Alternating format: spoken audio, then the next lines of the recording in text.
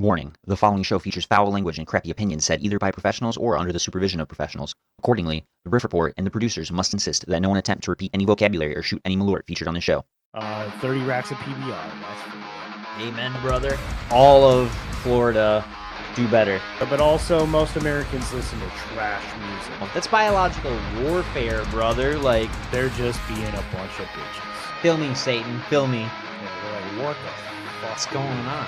Is he pulling out his dick? Yeah, it does. I was just fucking with you. And then we'll talk about it here, live, on the Riff Report. I'm not here to make friends, man. I'm here to talk music and give out shitty opinions, so there we are. What the fuck were we even talking about?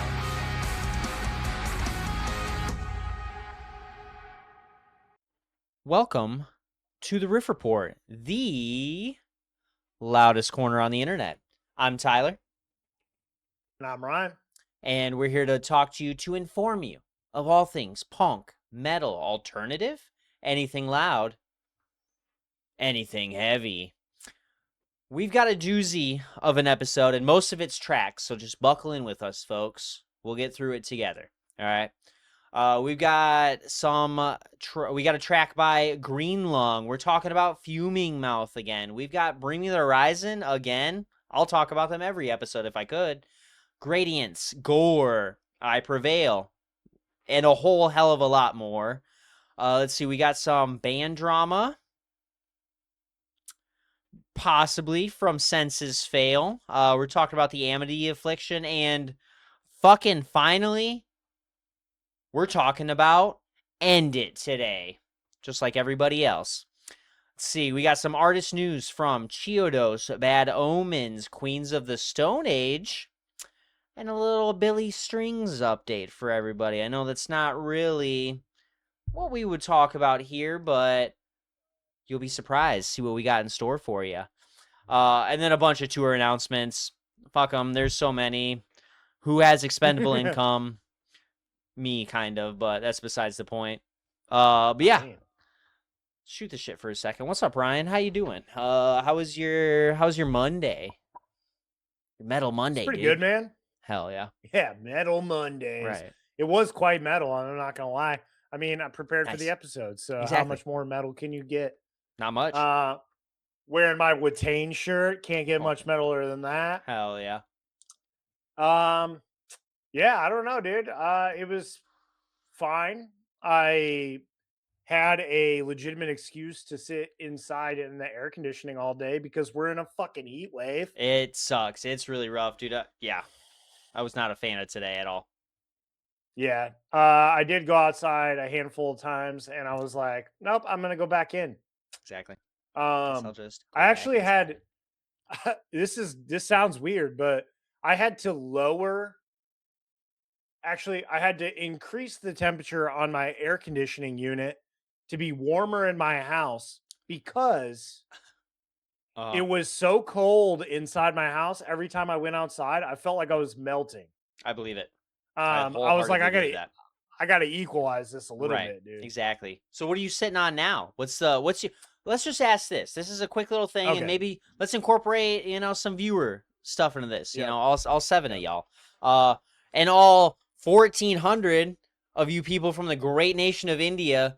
Hopefully you're watching this episode too. We love you guys. Keep watching. Keep those numbers going. What's your perfect AC temperature? All right. So it is very important to preface I am a dad. The thermostat usually does not change. Right. It's always at the same temperature. Yeah. Unless it is nice outside, Right. lower temperature than what I would have it in the house, Exactly. in which I open up the windows and shut off the AC. Exactly. Right. But typically I keep it at 72.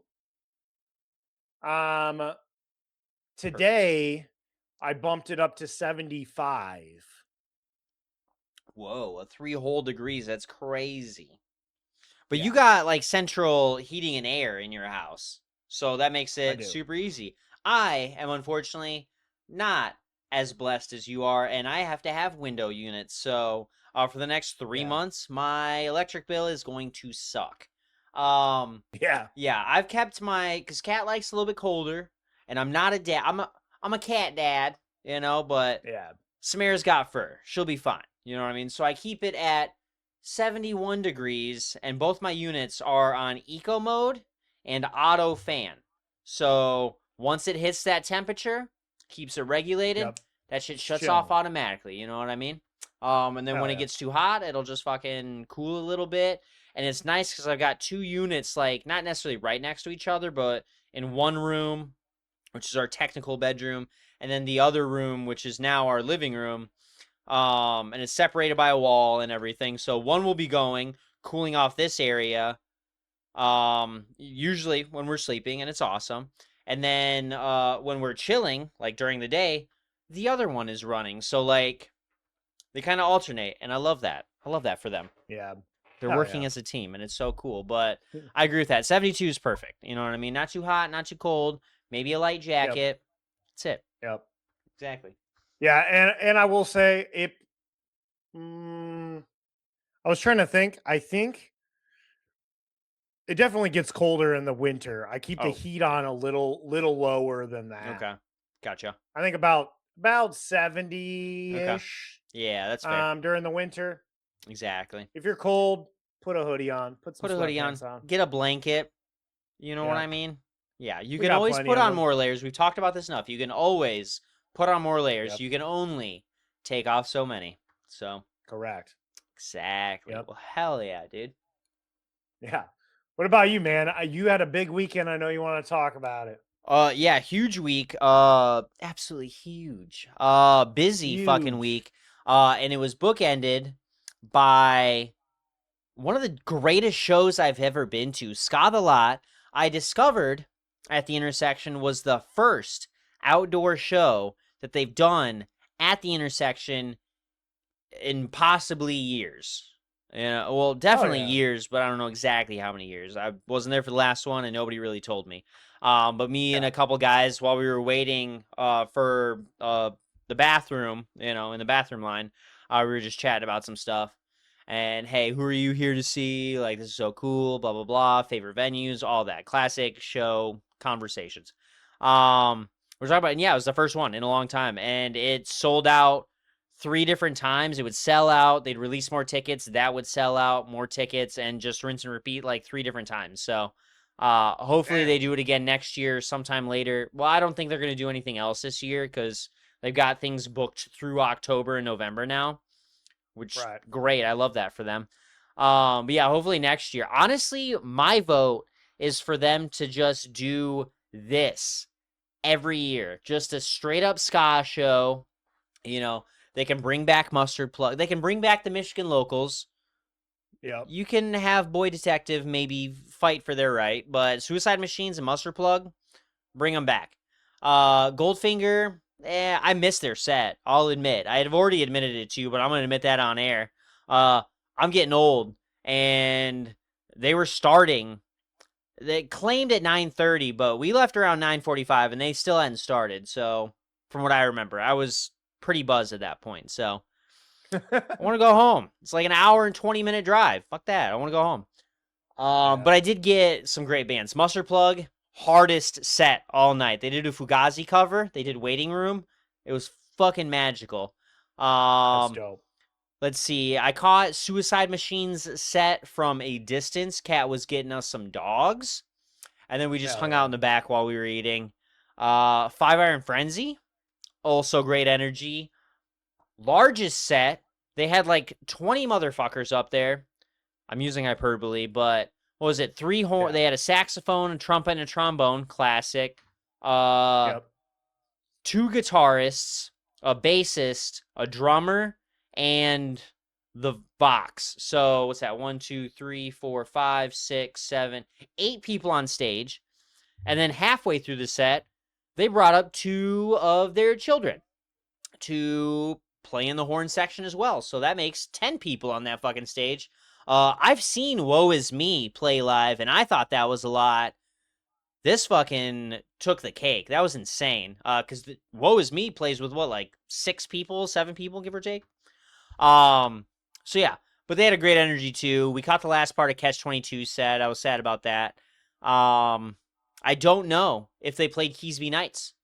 It's not on Setlist FM, and nobody told me. They were like, I don't know that song. I'm like, you don't know Keys Be Nights? Like, Yeah, what how the do you fuck? not know that song? That was insane. So, but whatever. But we had an absolutely great time. So I'd love to do it again. And now I just wait for July, which is now-ish. Middle of July, though, we're allegedly going to Rush. So that's the next set. And then after Hell yeah, that, man. I think is Psychedelic Porn Crumpets. I was talking to Kat. We were sitting there, and she's like, what's our next show? Like, when do you have blah, blah, blah? The week before Knocked Loose, we're going to see Psychedelic Porn Crumpets in Indianapolis on the 22nd of September. So I got that to look forward to. You got a hell of a few weeks, dude. That's what I'm saying. So it's going to be awesome. But yeah, and then just lazy Monday for me. I went and helped some family out real quick. Took my grandpa a little bit of shopping, got him a new phone, got him to pay some bills. You know what I mean? Just a little check up on the old guy. You know what I mean? So it's pretty cool. It was a lot of fun. Yeah. So that's about it.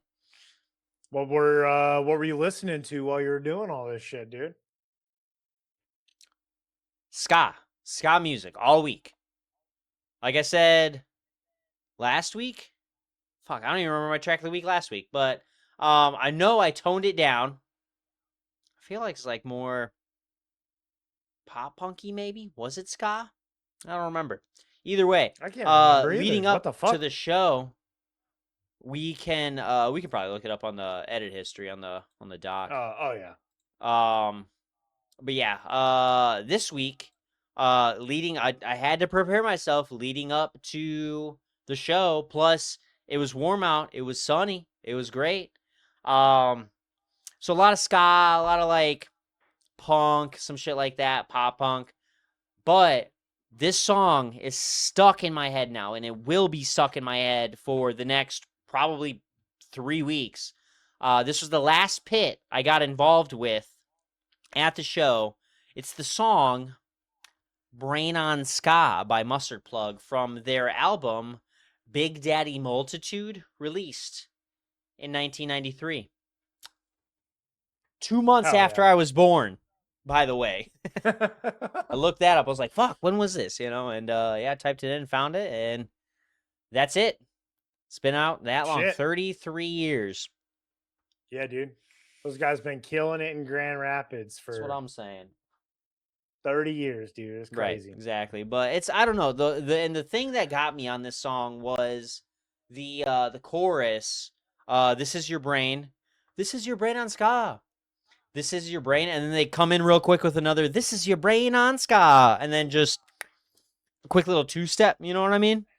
It was fucking, like I said earlier. Yeah, exactly. It was fucking magical. It's a shorter song. I don't remember exactly when it clocks in at, but I can easily find that. $1:44.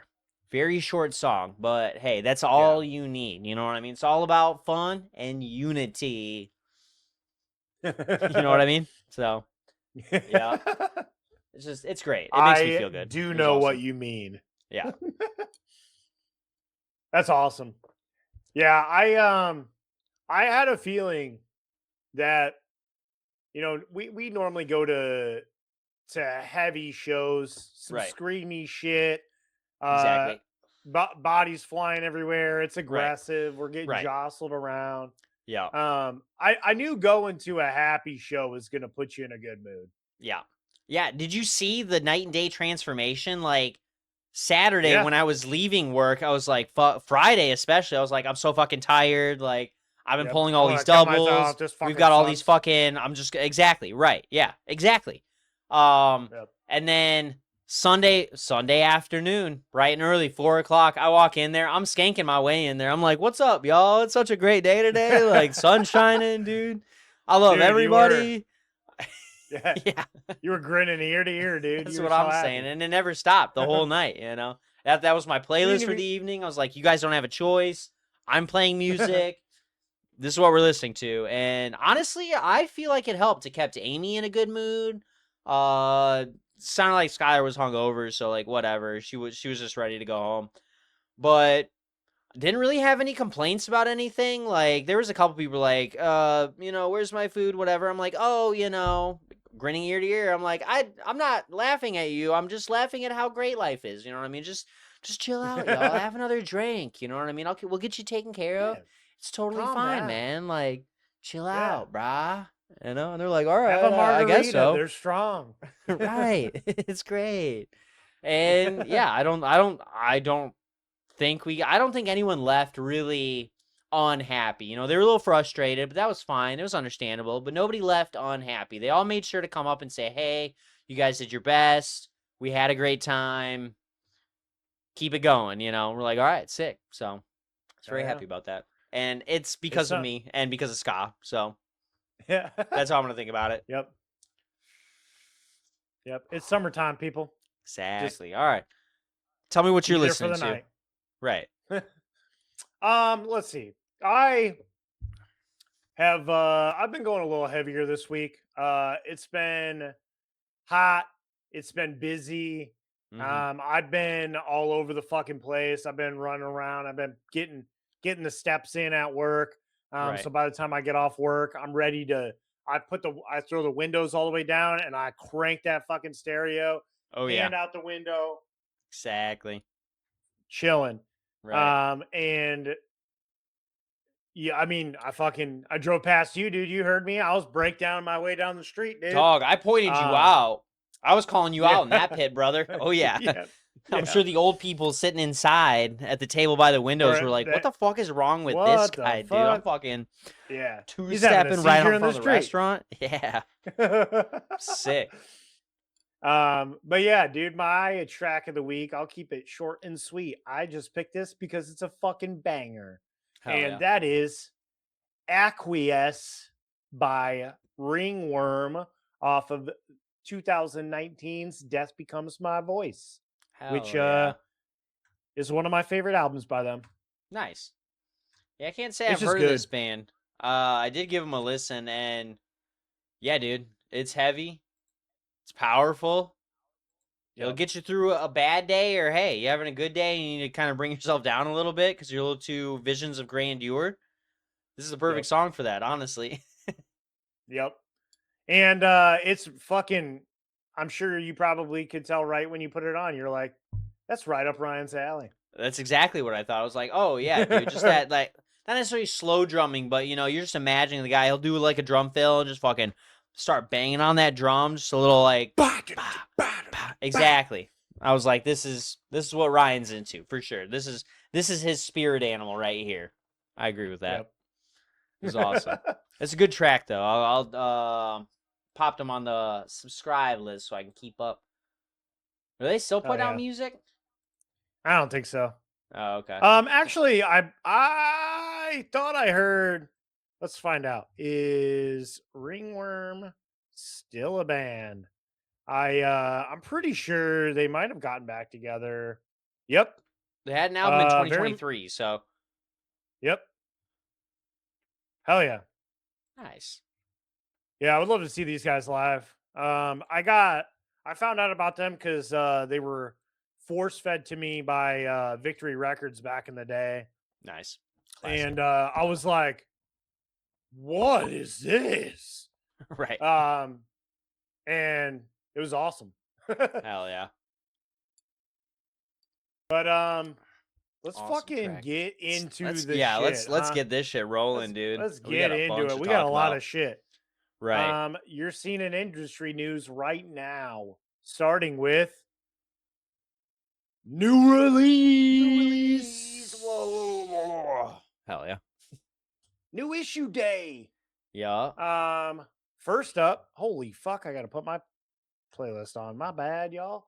All right. First up. You. We got a new track by Greenlung. The track is called Necropolitan Line. And these guys, they're from London, stoner rock group. They got a new They got a new album coming out called Necropolitan. Here we Like go. Neapolitan, Why like did the I- ice cream. Or Yep. the pizza. Right. Yeah, it's coming out fucking September 11th. What a weird day to do that. But they're from London, so I guess they don't have to never forget like we do. Right. But this track overall, dude, I forgot about these guys. And I'm happy I got this little reminder because these guys are fucking cool, dude. And I must say, it is quite nice to start our episode with something chill and fucking Exactly. rocking, dude. You know what I mean? Yeah, that's the best way to describe it, is a rocking track. Like, It's you a know, rocking it just kind of track, dude. drives. Like, it doesn't. I'm not gonna say it ever like slows down. You know. Yeah. It's got a sick guitar solo in it. Like, Yeah. it's Yep. a pretty good fucking track. That's for sure. I was a big fan of that. When I first heard it, I was like, I don't know. When I saw Green Long, you know, I could assume, you know what I mean? It was like, oh, it's probably a little doomy, a little stonery, whatever.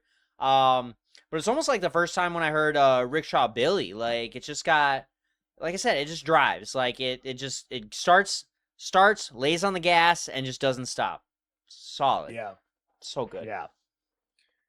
Yeah, I agree. Yeah, it just reminds me of, I feel like I should be in like an old car from the Right. like 60s with Exactly. the like a convertible from Right. the 60s, cruising through the desert with a joint in my mouth. Just fucking Exactly. A little Fear and Loathing, dude. Right. Exactly. Yeah. sad. Yeah. Good track, dude. I'll be looking forward to this new album. Right. But in the meantime, I'm listening to this next track, Exactly. and that is by let's crank that shit up right now. we're cranking that up. Yeah. That is Fangs by Loathe. These guys, I fucking love them. I've been into them for a handful of years now, and they just fucking they find a way to just fucking, they're banging, dude. They're throwing bangers right in your face all the fucking time, dude. And they're like kind of all over the place. Like they can go super fucking heavy and beat the shit out of you, or Right. they can just chill it out, and like, you know, same thing. Like Exactly. you're at night, just like standing outside, just puffing down on a doob. Right. Or you're getting fist flung in your fucking face.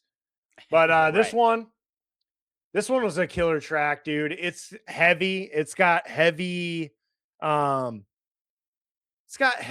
bass, like heavy distorted bass, definitely mixed with some electronics that kind of boost up that like bassy. It's like almost like it's a very trebly electronic distorted bass that's just like punching you in the face the whole song.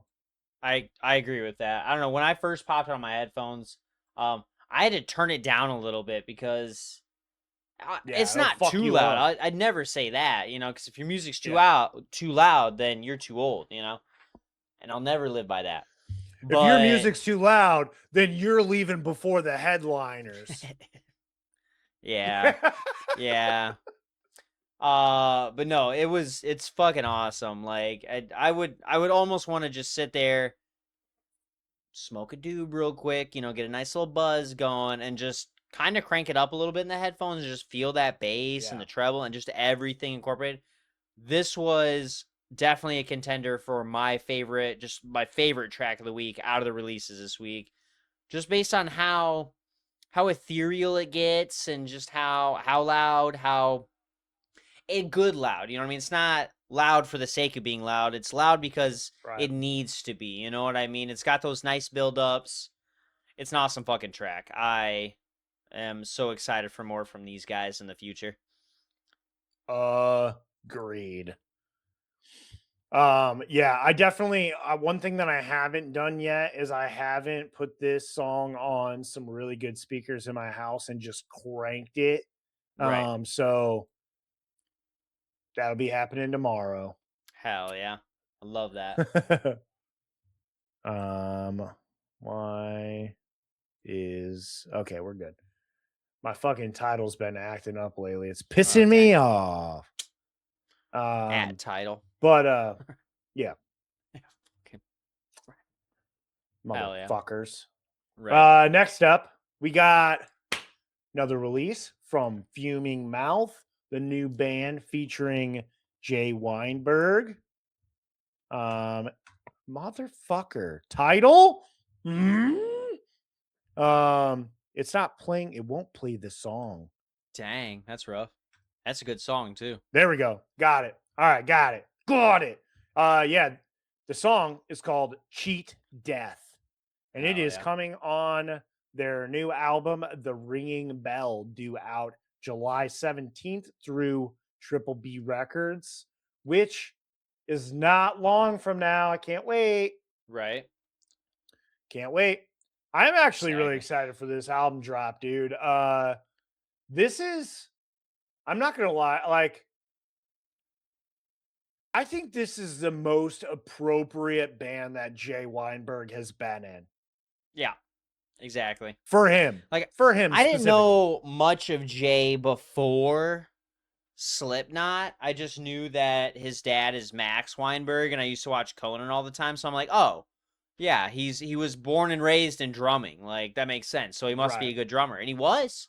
He still is. You know what I mean? Yep. But then listening to some of the other things that he did, checking out some of his videos that you sent me on Instagram, kind of felt like he was wasting his time with that band. You know, like he needed an avenue to be creative, you know, to kind of do his own thing, not feel limited by the corporate wilings of Jim Root and Corey Taylor. You know what I mean, specifically.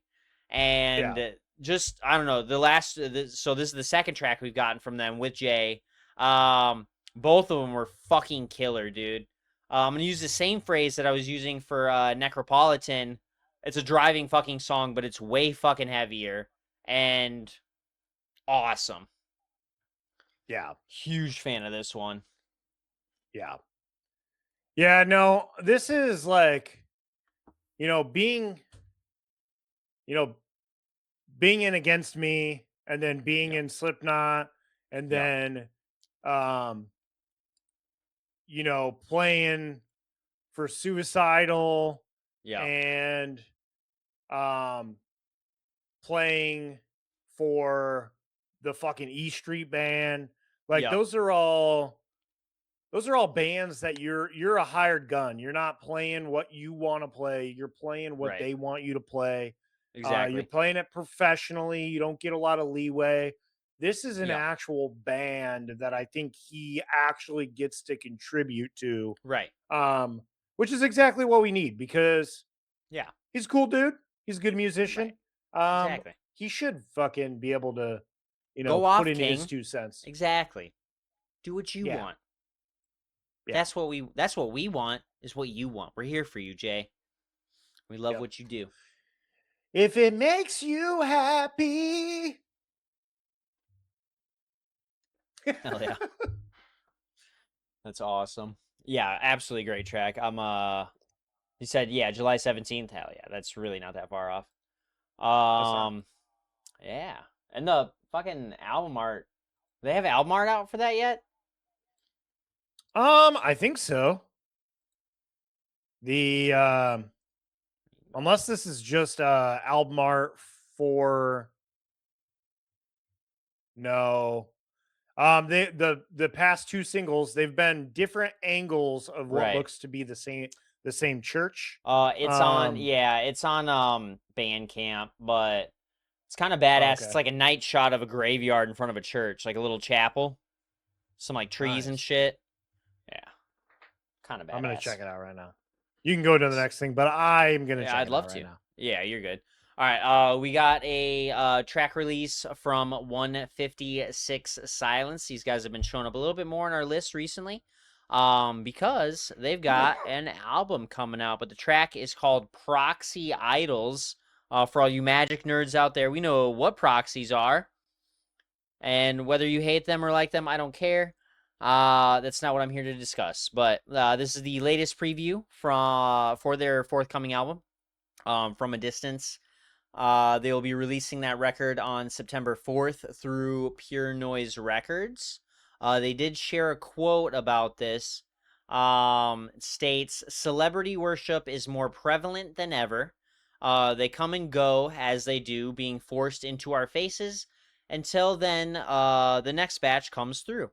People's obsessive compulsion to follow other people's lives that they'll never once meet. It's almost as sad as it is maddening." And that seems like the perfect statement to make about a song called Proxy Idols. Yeah, definitely read through the lyrics and you'll see exactly what they're talking about. But yeah, I was a pretty good fan of this song as well. Did not hate that. I hate though how the single cover, unless I don't even know what their their album cover is gonna be like. But if you look at the single cover, they got that weird fucking mask face on that chick, just a little bit off to the side, like. Oh, imagine seeing that in real life, dude. Like, I'm fucking out of here, like, ruh-roh, Raggy. Tripping. Right, yeah. Gotta get out of here. Yeah, dude. Let me see if they got anything attached to this for the full album. Yeah, fucking. Oh, I'm pretty sure that's what it's gonna be. Is that fucking this picture? Nice. Yeah, it's a solid album cover, but it is spooky, dude. It creeps me the fuck out. Exactly, which is right up their alley. You know what I mean? Like that's what their releases. Since people watching, that's what they've been putting on. So that's fine. Right, it's cool. It's their thing. I'm not scared at all. Right. But yeah, it is a good track. I did appreciate the message. That is so fucking true, dude. It's Exactly. more and more every day. I feel like there's the celebrity worship, and that goes right. I mean, there's another song on this list that I read has a similar concept. I'll say it when it comes up, but yeah, I think everybody knows who everyone's talking about. We're talking about Donald Trump. Right. Exactly. Right. The biggest celebrity to be worshipped as of recently. As he would want to be, but I think I'm not saying it's by the majority. Okay, I'm not saying it's by the majority, but that's fair. He is very well worshipped by some people. All right. Which is wild. I would pick a guy. I would pick a dude in a lot better shape to worship if I was going to worship anyone. Yeah. Chris Hemsworth, maybe. Get a guy with abs and some biceps, dude. Jason Momoa? Yeah, Jason Momoa. Yeah, come on. You know what guys? I mean? Yeah. But, whatever. Yeah, exactly. All right. Next track we got is a track by a band new to me. I don't know if it's new to you, but the band's name is Psychroptic. The name of the song is No Blade of Grass. This track arrives alongside a stellar media-directed music video and will appear on the Australian technical death metal's forthcoming album, The Pulse of Annihilation, due out also on July 17th through Metal Blade Records, a solid recording company for sure. I was going to... Yeah, right? Solid record. What do you think, George Harrison of the Beatles? I love that movie. This one, I'm not going to say threw me for a loop because I, once again, kind of expected this kind of song out of a band with this name. But yeah, this when you were typing this on our doc, I was going to be like, absolutely no blades of grass, like just something funny, you know what I mean? But no, I had not even one, single. not a single one, exactly, not a single one. Yeah, because they're blowing them out. They're blowing them off the lawn, dude, with their fucking heaviness, bro. That's why. Yeah. Well, right. These guys are from Australia, so I mean, I don't think they have a blade of grass, dude. It's all desert. No blades of grass to be seen. Exactly. Yeah, they're just they're just singing about what they know, dude. Yeah, dude. We don't know anything about grass. Not a single blade. Not a single blade.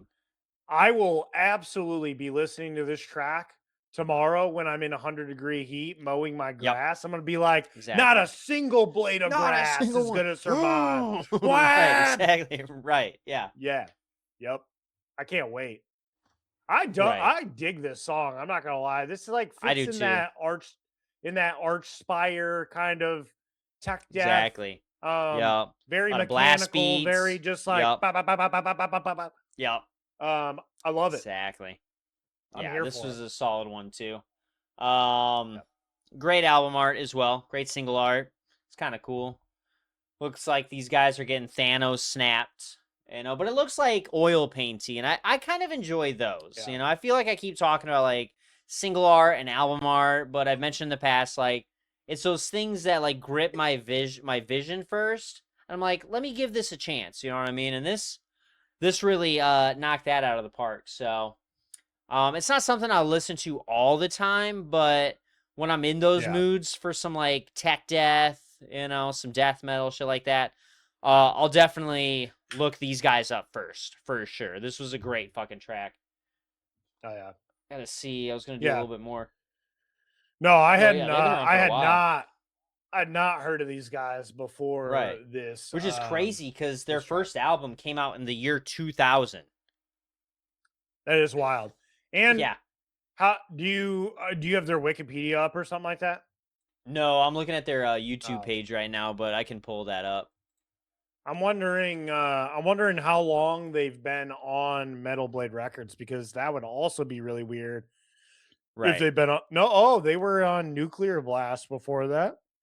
Yeah. In 2008 they signed a Nuclear Blast. Weird. Yeah, it's just weird. It's weird that I haven't heard of these guys. Yeah, exactly. Trying to find when they would have signed to Metal Blade. Yeah.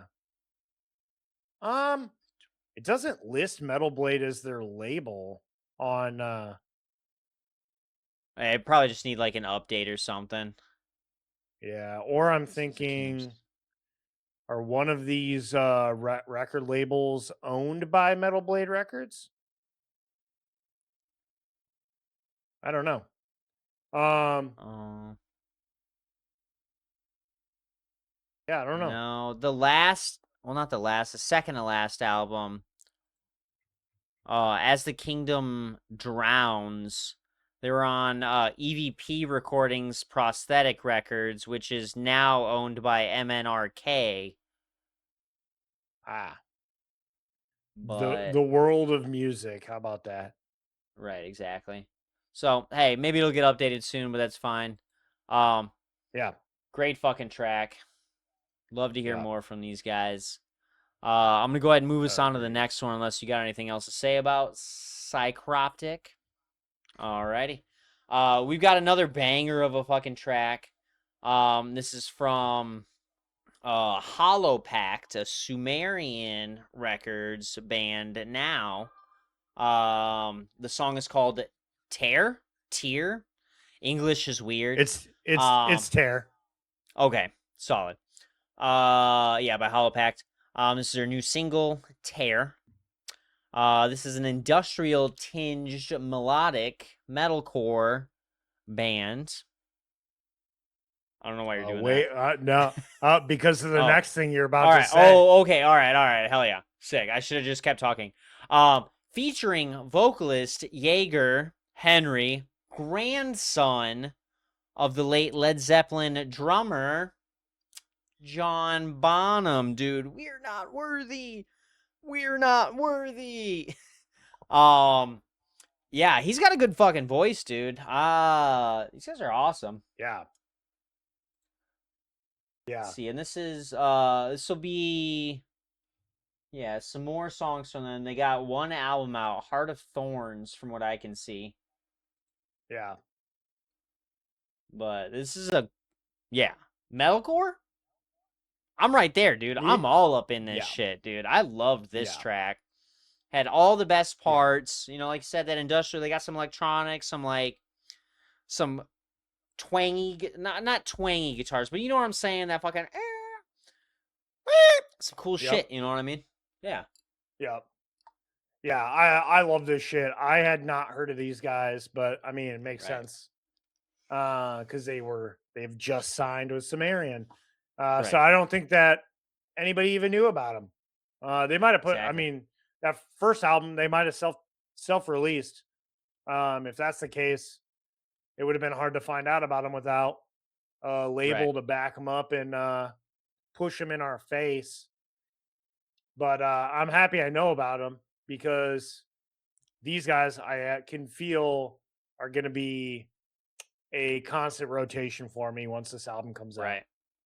Exactly. Yeah, I'm trying to see if there was any. It doesn't look like there was any news about their signing. When their first single came out, Heaven Sent. But yeah, it's fucking awesome. I'm trying to think of what it reminds me of, but I can't really think. Like, I don't know. I'm bad with names and stuff. It sounds a lot like North Lane, like some mid-range North Lane. Like Obsidian, 4D, Alien. What else? I just had another band in mind. Kingdom of Giants. We've been talking about them quite a bit recently. They've got like a little bit of that industrial electronic like incorporation too. And their vocals sound a little bit closer to Kingdom of Giants, but their music sounds closer to North Lane. So like that's the best of both worlds for me. So I'm gonna be really excited when this when they get some new stuff out, new album and all that, whenever that may be. I'll patiently wait for it. I'm sure it'll be coming sooner than later if we're getting singles already. Right.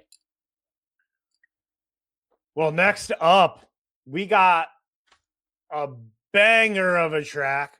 Probably, if Loathe didn't have me for track of the week, this has got me for track of the week. Oh, yeah. I've listened to it no less than a dozen times over the weekend. Same. Honestly, this is the one track out of all these episodes that I heard as soon as it dropped, and I popped it on at least once or twice every fucking day. Yes. Yep.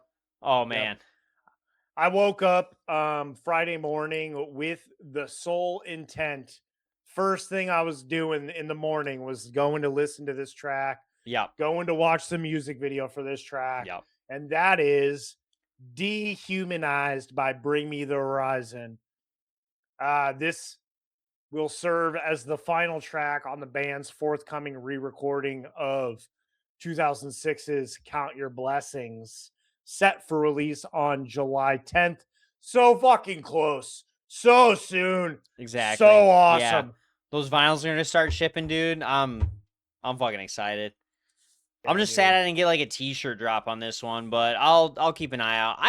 I don't know. Bring Me the Horizon is weird. They got cool merch, but like they got some weird fucking merch too. And I'm just like, fuck, man. All the good stuff sells out really quickly, and it's just like, all right, I'll be fine with the vinyl. Like I'll wait for that to come out. Yeah. Yeah, we'll have to, once the vinyl comes in, we'll have to have a Bring Me the Horizon party. Oh yeah. Well, hey, but I'll play a side. You can play a side.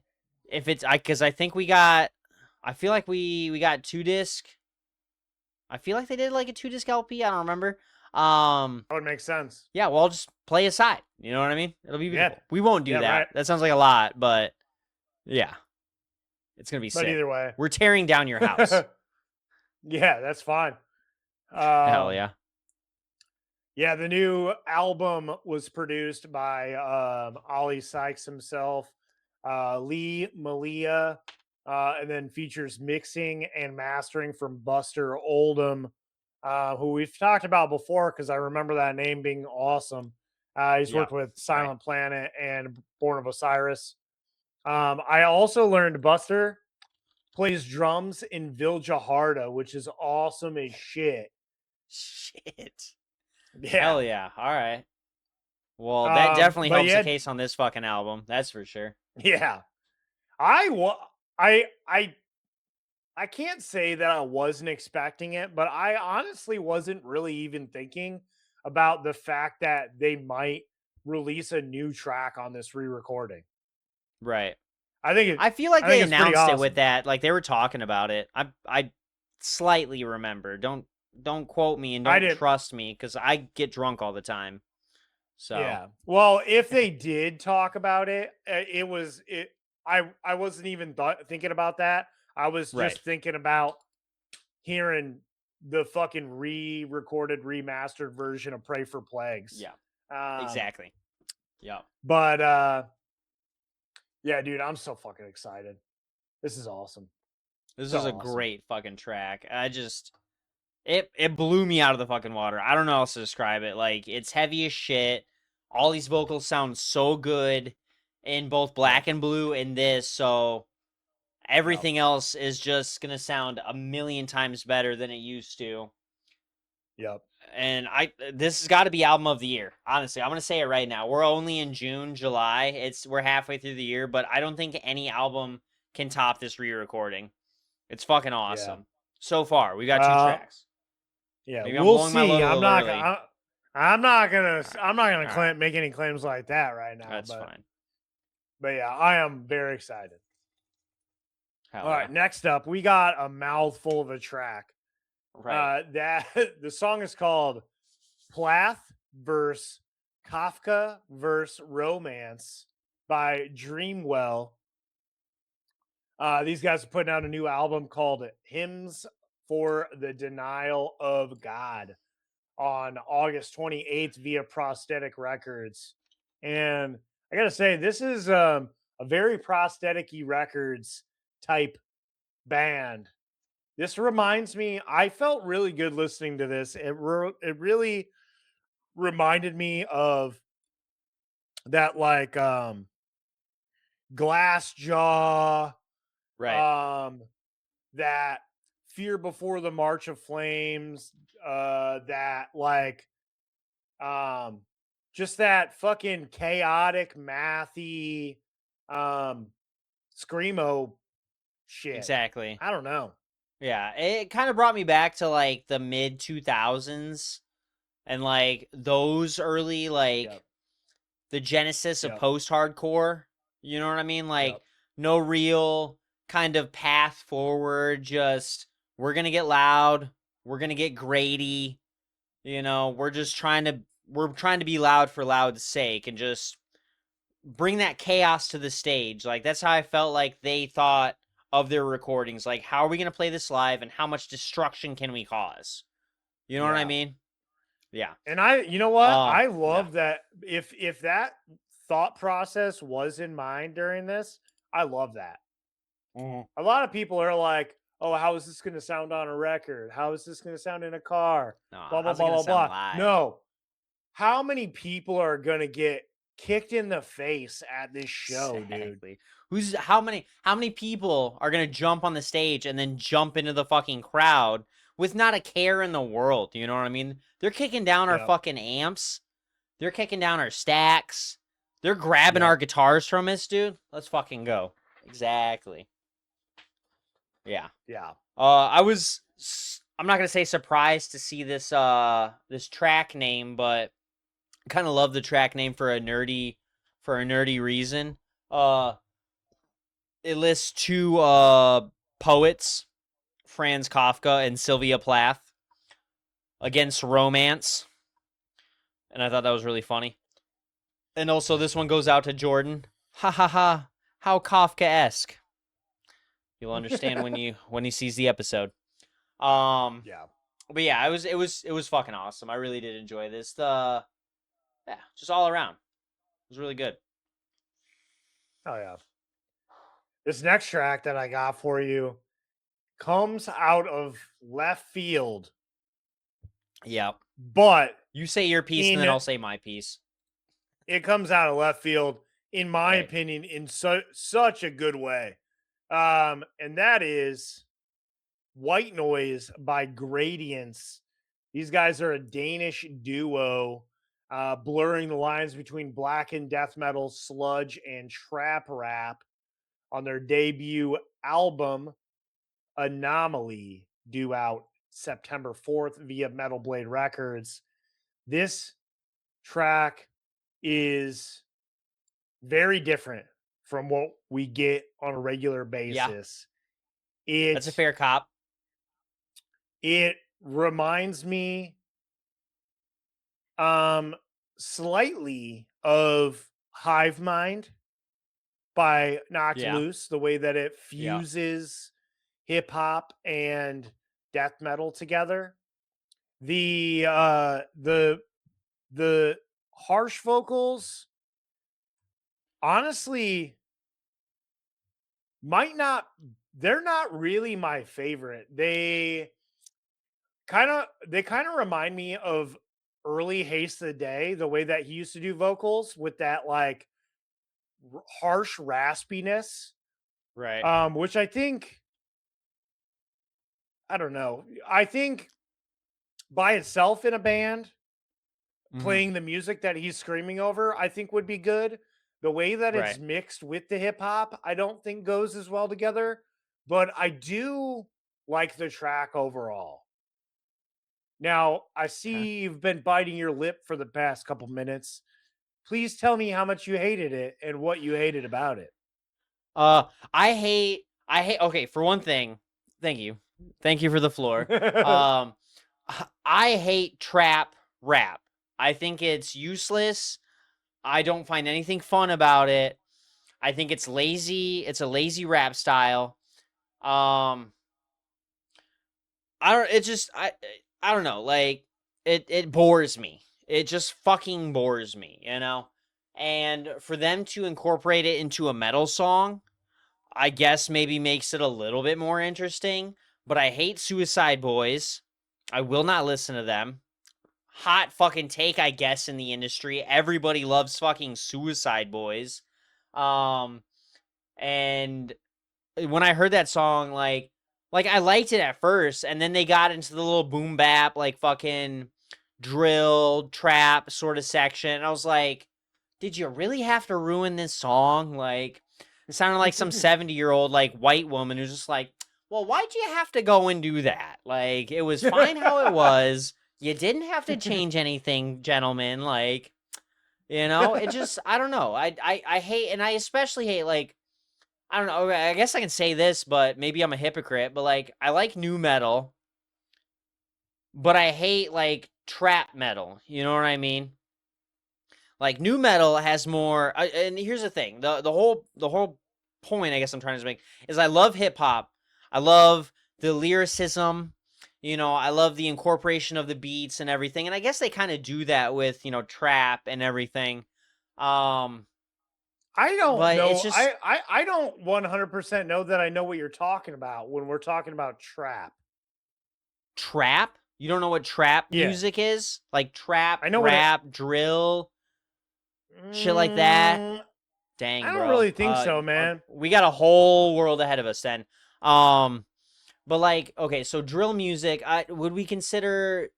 Let me look. Let me look these guys up. I don't know if they would be considered drill or trap, hip hop, rave music. No. Let's look up some. Like I Googled it and Right. it doesn't really give you a very good explanation of what it Right. is. It just says the genre is defined by heavy, down Uh. tempo sub bass, snappy snares, rapid fire hi-hats, and dark synths. Yeah. Lyrical Exactly. themes Have you heard heavily Chief Keef? revolve. No. You're killing me right now. Chicago legend. He's in Atlanta now, I think. But look up the song Love Sosa. That one's an older track. I don't know if that's the best. Let's find a newer track from him. I'm trying to find some more. King Louis. What was the song? Yeah. Listen to the song Love Sosa and go into about 1 minute and 10 seconds. But it's got that I can't do it live. I'm not a beatboxer or anything, but Yeah, just listen to that, and you'll Okay. get some of that So, drill. all right. So what you said it's lazy. What did you mean by It feels that? kind of lazy to me. I don't know, like the when you listen, so the music, like the production behind, trap or drill music, like obviously takes some time to be able to make and set up the beats and everything. I'm not calling that lazy. With the lyrics, just like, you know, my name is blah and I like to blah and and then we go out and sip some and then it seems That boring and sounds like you're judging specific artists. You're not the genre, because not the music itself is pretty good. Like, I'm listening to this yeah, song, Love Sosa. yeah, The yeah, the beat behind it, I think, is pretty dope. Um, yeah, I don't love the rhythm of the vocals. right, I can see where you're getting boring from that, because it's just like the same thing every yeah. bar. It's just about fitting words into those same I need some lyrics. beats. Right, But yeah, exactly. anyway, we don't need to talk about this anymore. Yeah, that's fine. But That's totally fine. I'm not a fan of trap metal. I don't like it. That's all about right, it. I wasn't a fan of this. I'm not going to be listening to this again. That's all. that's fair. That's about it. That's fair. Take All us away with our next right. track, buddy. I would love to. I would love to because I loved this track. I gotta find it because my list got fucked up. All right, we got the song "How to Be Lonely" by Like Moths to Flames. This was produced by the Plot and Use vocalist Landon Tours, who handled production for the band's May single "I Don't Want to Be Here Anymore." Chris, man, just talk to somebody. Um, we're here for you, all right? All those tracks sound really depressing. I'm so sorry. But this was classic, like Moss to Flames. Um, Nothing really wowed me. I love Chris's vocals. I feel like they've gotten a pretty new band. Like the guys doing everything else are different from some of the older tracks and albums that we've got. So nothing wrong with that. I've seen them twice now with that band, and both times were fucking stellar. Um, yeah, I liked this track, but I want to see more out of the band. And if we've got, I don't know, maybe an album or something in the works, I'd like to see a full album from them before I judge anything. But it Yeah, was a solid enough track, you know what I mean? It's what I expected out of like Monster Flames, and that didn't disappoint.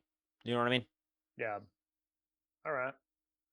Yeah, I'm not What do you think? super familiar with these guys, which I'm pretty sure I said when we listened to I Don't Want to Be Here Yeah, Anymore. right. But vocals kind of remind me before the end of the song, or before, I guess, Uh-huh. the middle of the song when it gets heavier. Um, Kind of remind me of Dance Gavin Dance a little bit. A little bit. Sort of similar vibe. I The know when they were both pretty big, um, or they were both pretty big around the same time. You know what I mean? When they kind of Yeah, hit that yeah, peak. I'm not saying right. they've diminished, but you know what I mean? Yeah, they were similar bands, similar genres, similar times. Yeah, yeah. Got a similar vibe for the vocals. The music, pretty standard metalcore. Didn't blow me Right. away. Didn't turn me off. It was fine. It was fine. Yeah, it was decent enough. So Yeah. yeah, I'm gonna do a little more research into them and see what's going on. See if Chris has got any new ideas. Yeah. All right, let's get to the next one. Cool. We got a new single from the not so well known but solid fucking band, Gore, with a dot at the end. It's important. They are where the fuck are they from? Texas, something like Yeah, I that. think so. Yeah. Or band. Yeah, the song is called "Lead Me to the Slaughter." There's a goat head on a plate, bro. It's pretty metal. Yeah. But yeah, just let me. We got an official music video for this, which I did not watch because yeah, I'm really bad at videos. We all know that. This one's a little different from some of the other ones. I feel like that I've seen in the past. But this chick's got a beautiful fucking voice. She's a badass fucking screamer. Yeah. I'm happy that we got to see them. I feel like I bring it up every time I talk about gore, but at Summer Slaughter, I'm happy they got that platform to sing and dance and have a great time, you know, and play their music with the rest of the slaughtery kind of bands. But yeah, I'm not really a fan of this video. The more I watch it, I'm just like, wow, I don't wanna I watch it hated the anymore. video. So I'm just gonna continue listening to it. Pretty yeah. cheesy. Yeah. The first thing that made me want to shut it off, right at the beginning, you can kind of see it. The guy that is cutting the heads off of the roses, he's using a kitchen knife that I own to cut off the heads of the flowers. It's so funny. And I was just like, I'm like, man, you can put that in black and white all you want. Doesn't Right. take it away. Immersion ruined, man. Come on. You know, but it's a solid track. If you don't watch the video, you're gonna love this track. She's got a nice range of clean vocals, like I said, screams and all that. It's I love watching her videos. I love watching her perform. Yeah. It's just crazy how much sound can come out of somebody so fucking tiny. She's got to be like what 5 feet tall. Like Yeah, we were probably. standing almost eye to eye while she's on like a 6-foot stage. It was insane. Yeah. You know what I mean? Yeah. So, yeah. yeah. I honestly I love her screams so much that it pisses me off when she uses her clean vocals this much. Exactly. You're like, you're wasting your talent. Right. They are don't get me wrong, she is a beautiful singer just like you said. I agree 100%. But her style of vocal kind of reminds me of like a poppy like Christina Aguilera kind of like almost. And it just there's like the backing band, I have to say, is very generic. Kind of reminds me of like Spirit Box, where it's just like some like genty chugs chug, and then yeah, exactly. Yeah. And yeah, she's like, the one obviously putting she's them on the talent honestly. in the it's band. Her. It's her for sure. I will give you that 100%. Yeah. So I don't know. It was a good song all in all. But I won't be listening to much of it. I gotcha. Honestly, I will say, as much as I love it, it's probably gonna get lost in all the rest of the tracks that we're talking about today, specifically, and some of the other releases that we got coming up. And it makes me a little sad that like a band that isn't so well known, you know what I mean, with that much talent at the forefront, just kind of gets lost in the static, you know what I mean? Yeah. I mean, but yeah, we'll see once they have an actual release. They may have their day, dude. It's just not today. Exactly. Just give them a little more time, some more experience in, figure out your sound, They're and new. go from there. You know what I mean? Yeah, they're new. Right. Exactly. All right. Do I got? Yeah. Oh shit! It's still on me. I got one more. All right. I got a track from some more Michigan natives. This is the band I Prevail. The song is called Paradise. They have joined forces with Amira Elfeki, excuse me, on this new song. We've got an Ori McGinnis. God, these names have to be made up at some point. Like somebody's got to just be fucking with us, and they're like, oh, Ori McGinnis. There's no way. This is not real. Directed a music video for them that can be seen on YouTube now. It was an alright song. I'm not a big fan of I Prevail, honestly. Like, I love that they're from Michigan and they're getting a lot of recognition. I'm pretty sure I saw them. I've given the story here on the Riff Report before. I ended up accidentally missing their set because we were chasing skirts around Chicago, to be honest. Yep. But it's what I expected out of them. You know what I mean? It was a decent enough track. That's all I got to say about it. Yeah, I don't have a ton of experience with I Prevail, but I did appreciate their last album, Violent Nature. I thought that was pretty good. And that the title track does show up on one of my playlists somewhere, and it's heavy as fuck, and I like it. Nice. But the feature here put me off. I'm not gonna lie. It's the same deal. Yeah, it's a little weird. The last track gives off way too many pop vibes. I don't like it. Okay, so now I'm understanding your reference because I thought you were were you trying to compare? Not Poppy. Not Poppy. Right, okay. Not Poppy the artist, Poppy the adjective for the genre. Exactly. Correct. All right. Now we're on the same page. Sick. Correct. All right, because I was like, she yes. doesn't sound like Poppy at all. Like, what the fuck are you talking about? No. But, all right, No. I'll let you go off. Solid. Okay. Hell yeah. I agree with you on that one. It kind of like I said, it ruined the immersion a little bit. Like if they could have incorporated some different like instrumentals, you know, and worked around Amira's vocals, I felt like it would have worked, but I felt like they were trying to do two different things. Like it feels like two different songs packed into one, mashed together. But that's not a good thing. Exactly. In this case, it's not a good thing. No, it was a little weird. I could have used less of her as well. There's too much. Think so? Okay. Too much. Yeah. Yeah. Yeah. If they would have done it tastefully, it might have worked better. But she was too featured in this track. Exactly. And it got in the way. You do shit like that, when you do stuff like this, like you need to have almost like a duet kind of thing. You know, like I'm gonna watch the video real quick and kind of see how I feel about it. But I really don't feel like they did that at all just by listening to it. Like it's just, they got I Prevail, and then hey, we got a chick with a nice voice, and like, right? What do you think? You know, and they didn't need to do that. You know, so I don't think much about it at all, actually. Right. All right, I'm gonna move us on to our next track. Yeah.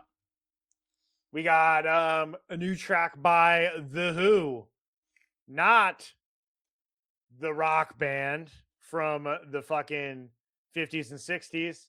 We're talking about The Who, the Mongolian Beasts. They put out a new song called Grey Hun, which is going to be on their new album called Hun. Releasing on July 24th on Better Noise Music. This, I've never really been a big fan of this band. They had their one big song that, like made them go viral, and everyone was sharing that shit at that time. And I thought it was cool. It was a cool gimmick. But the music didn't really do much for me.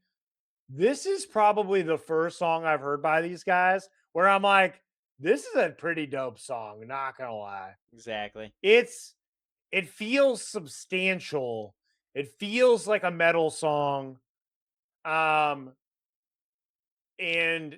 it's just good overall. I liked it. Right. Yeah. Kind of gives me, it's like Mongolian Rammstein almost. Exactly. Right. Yeah, Rammstein with all the weird associations. Exactly. Yeah. It's great. Right. I love it. Yeah. This band, I've shown you the video before. This band was my longest crowd surf ever. Clocked in at like 2.5 minutes being up in the air, recording the entire time. And that was one of two. No, that was the only crowd surf that I did that I recorded, and I'm surprised my phone lasted the whole time. But I had a fucking white knuckle grip on that motherfucker. But honestly, I just loved being there in that crowd. Like, I'd been listening to The Who for a little bit. I think, what was the song? I just found it. It was like Juve You or something. I think that's one of their more popular songs on YouTube. It's on the album The Garrig. And then Juve You, and then Wolf Totem. Yeah, that's the No, song. Lost Soul. That was the big one. Oh yeah. 134 for Wolf Totem. Juve You is 147 million. And then everything else is just under all that. I don't know. These guys were just fucking sick to see. Like, they got their like sitars or whatever the fuck up on stage. Sorry if that sounded I don't even know what that is. I just don't know. But yeah, they've got all those classical Chinese instruments. You know, they're trying to incorporate a couple different, you know, their heritage into some more modern sort of stuff. Plus, they look badass as shit on stage. You need to look up a picture of these guys on stage. They're wearing like armor pretty much. Like, once they get done with this set, they're about to jump on some horses and ride off into the sunset to take over the next village. It's the best way I can describe it. It's insane. They're wearing their fucking little top knot ponytails and shit, dude. They're badass dudes for sure. Great energy. Oh, dude, you know what that reminds me of? What? One of my favorite games to play back in the day. I think probably middle school is when I played the most amount of video games. Dynasty Warriors. Yeah, exactly. Yeah. They are the Dynasty Warriors in real life, dude. Yeah. And it's awesome. I see your point on this song. Like, you know, I was listening to a couple of the old songs, and they do a little bit more of that, like, classical kind of Mongolian, like, live on air, dude. You're gonna betray me like that? You're not even gonna wait? Just gonna rip a shot? Were talking about the Who. You son of a bitch. It's all right. I know. I'm gonna do my own shot, and it's gonna have blackjack and hookers. All right. Hey guys! Just so you know, we did a shot together before the fucking show. We'll do another one before after hours. Soon. All right. I'm just being greedy. Jesus. Yeah, I know. You can do shots all you want, Tyler. Shots whenever. Shots are more fun with people. All right, that's the point. I mean, if you're doing shots by yourself, I'm just saying. All right, I be ripping shots by myself while I'm doing these edits, and I'm like, should I really be doing this right now? Like, do I have a problem? Yeah, it does. It's like 2 in the morning. I'll just rip a shot real quick. I was like, wow, I'm at that point now. Wow, what but yeah, they did a lot more of the, you know, the classical, traditional Chinese style of music, you know, which is cool. But if you're putting out music for a Western audience, do some shit like this, you know. And in this song, they did exactly that. So yeah, it's awesome. I'm gonna be listening to this album when it comes out in just a few weeks. Yeah, I'll check it out. I can't promise I'll be super into it, but I'll check it out. Enjoy that. Yeah. I don't. I do. All right, next up. I do it for the game. Yeah. You do, yeah. Next up, we got a track called Jaw Maze by Sun Guts. I hope we talked about these before. It might have been your sick week. I'm not super sure. These guys are a progressive mathcore instrumental project led by Car Bomb guitarist Greg Kubacki. The song will be on their forthcoming sophomore album Super Void, due out on September 4th, which is pretty exciting. This track fucking rips. Yeah.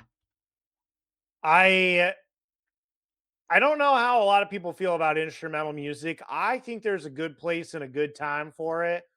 And it has to be special in its own right. This is pretty special, dude. Yeah. I'm a big fan of obviously Animals as Leaders, right. Russian Circles, Resin, these guys, Sun Guts, Night Verses. I like a lot of instrumental bands actually.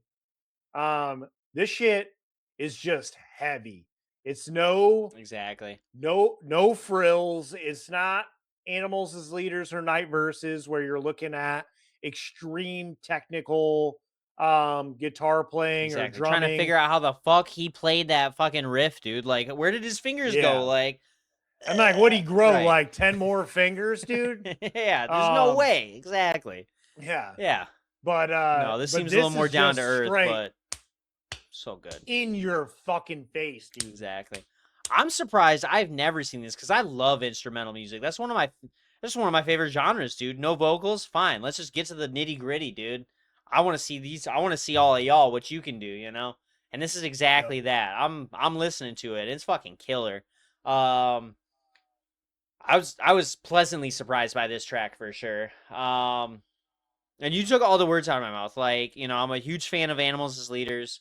You know, so Night Verses I haven't got too far into. And I just took a short alert shot, so I can't think of names of anybody else. But trust me on this one. I listened to it, all right, y'all. I love the Aphex Twin style logo that they have. I think that's super cool. This is just a fucking awesome track. That's the best way I can say it, dude. There's nothing wrong with this. Yeah. It's just heavy as It's shit. a banger. Exactly. Crank that shit up to 11 and rip that knob off. You're going to have a great fucking time, all right? Yeah. That's what I get out of this song. You know, I have seen Animals as Leaders live. They're not the heaviest when it comes to instrumental music. Right. They do. I mean, they make music that blows you away. It's very technical, but it's not like heavy per se. Animals as Leaders is the new age Rush. Animals as Leaders is for the guys who went to music school and they want to listen to something and not get made fun of at the show. You know what I mean? Like that's Animals. Yeah. That's what Animals is for. It's for them. You know what I mean? It is. This one's it for us to get into. It is heavy. Right. Animals as Leaders. I'm not saying it's not heavy. It's just not. It's not. It's like very structured as a technical musician, not exactly for crowds. Which is this song is like it's perfect from the sense like you go out there, you don't have to worry about singing your favorite part. You don't have to worry about getting the chance. You just go out there and you just rip it up. Guys dude. in the back get to be included too, all right? Yep. Exactly. Yep. It's awesome. We're just tearing it up. Right. Hell yeah. Yeah, I really all right, next up. Me too. All right, next up, we got a song I can't wait to hear your take on, Tyler. I know you can't wait to hear my take, and that is the track Play Dead by Ice Nine Kills. They have premiered an expanded alternate music video for this track. The horror-themed metalcore outfit partnered with an asymmetrical multiplayer game, Dead by Daylight, for the track, which was created with the game's composer, Mitchell April. The collaboration will also include Ice Nine Kills themed cosmetic items in the game. And the new music video features appearances from Devin Sawa, skateboarding legend Tony Hawk, and horror actress / musician Kiersey Fox. I'm going to preface my thoughts by letting you know I am not and have never been an Ice Nine Kills fan. I have always thought that they were kind of cheesy. I remember getting a album or a demo of theirs at some festival or some concert or something one time. Yeah, of course. Right. They're like trying to push that shit out. Right. And I always fought it. I was like, I'm not listening to this shit. I think I did put it on once and I was like, nope, I'd rather listen to Converge. and I went Fair. on with my day. Hell yeah. And I've followed some of what they do. I'm hyper aware of what they do. They're they're a very corporate band, I'll say, because they have a lot of At this ins point, for sure. with the Right. movie industry. They have a lot of ins. I think they just got done putting together the soundtrack for the new Scream Right. 27 and a half or some shit. Yeah. I don't know how many they're on now, but I watched the music video for this mostly because I was interested to see where Tony Hawk plays his part. Turns out I had to watch the whole entire fucking music video to get to the Classic. That's how Tony they Hawk get you, part. man. Exactly. Oh, Yep. Tony Hawk's in it, and then yeah. Right. Yeah. He's not even technically in the video. It's an after skit. Gotcha. Which was pretty That's funny. lame. Not gonna lie. Hell yeah. I didn't watch it the was video, pretty so funny. I don't know. I found a part 1 on YouTube on my YouTube Music. And I was like, Yeah. I'm not gonna go through all that. I'm not gonna find a part 2. I'm gonna put Yeah. on a lyric video because the song doesn't even exist on YouTube Music besides the video The music and then anything else somebody uploaded right now, you know. Gotcha. And that's fine with me. I wasn't too mad about that. It is on Tidal. So just Okay. I guess didn't make its way to YouTube. That's fine. The music video is basically it was pretty cool shot. The band part of it. But then in between clips of them performing with blood coming out of their mouths and Of course, shit. stripping it. Right, yeah. It's they do. it's the singer in the video game, like running around, like killing stuff and whatnot. Okay. Which I thought was a little cheesy. Yeah. I don't hate the song. I won't be going back to it, but I don't hate it for what it is. Pretty decent. The breakdowns are pretty good.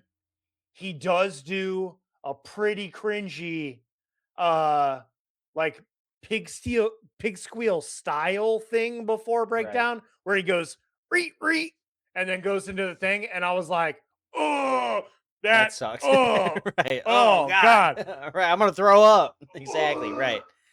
Yeah. Right. That was pretty bad. But right. I'm being objective, and it wasn't terrible. I will be unsubjective. I will tell you that horror fans are insufferable. The fact that they put their whole personality around just scary movies, I think is super fucking lame. Anyone I've met who's like, I only watch scary movies, I will thoroughly avoid in public and in private. And that's who these guys are. The only song I got into by Ice Nine Kills was a pretty early song. It's called Dead is the New Black. I liked it at the time. I don't really revisit it anymore. Sure, the music was all right. The vocals were technically all right. But my heart says no. If you like Ice Nine Kills is your favorite track, Josh, you're not watching this, and not Josh, but Josh. No, I know if you're exactly watching what this, you're talking about. I don't care. I don't like this band. I don't like their imagery. I don't like how much they lean into it. Like if y'all did like a fun little tribute to like your favorite band or whatever.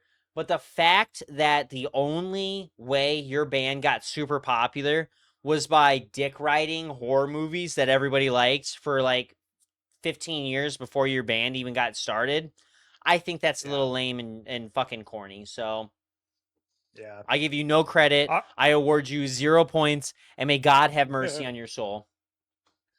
That's what I got. A simple no would have sufficed. Would have sufficed. All right.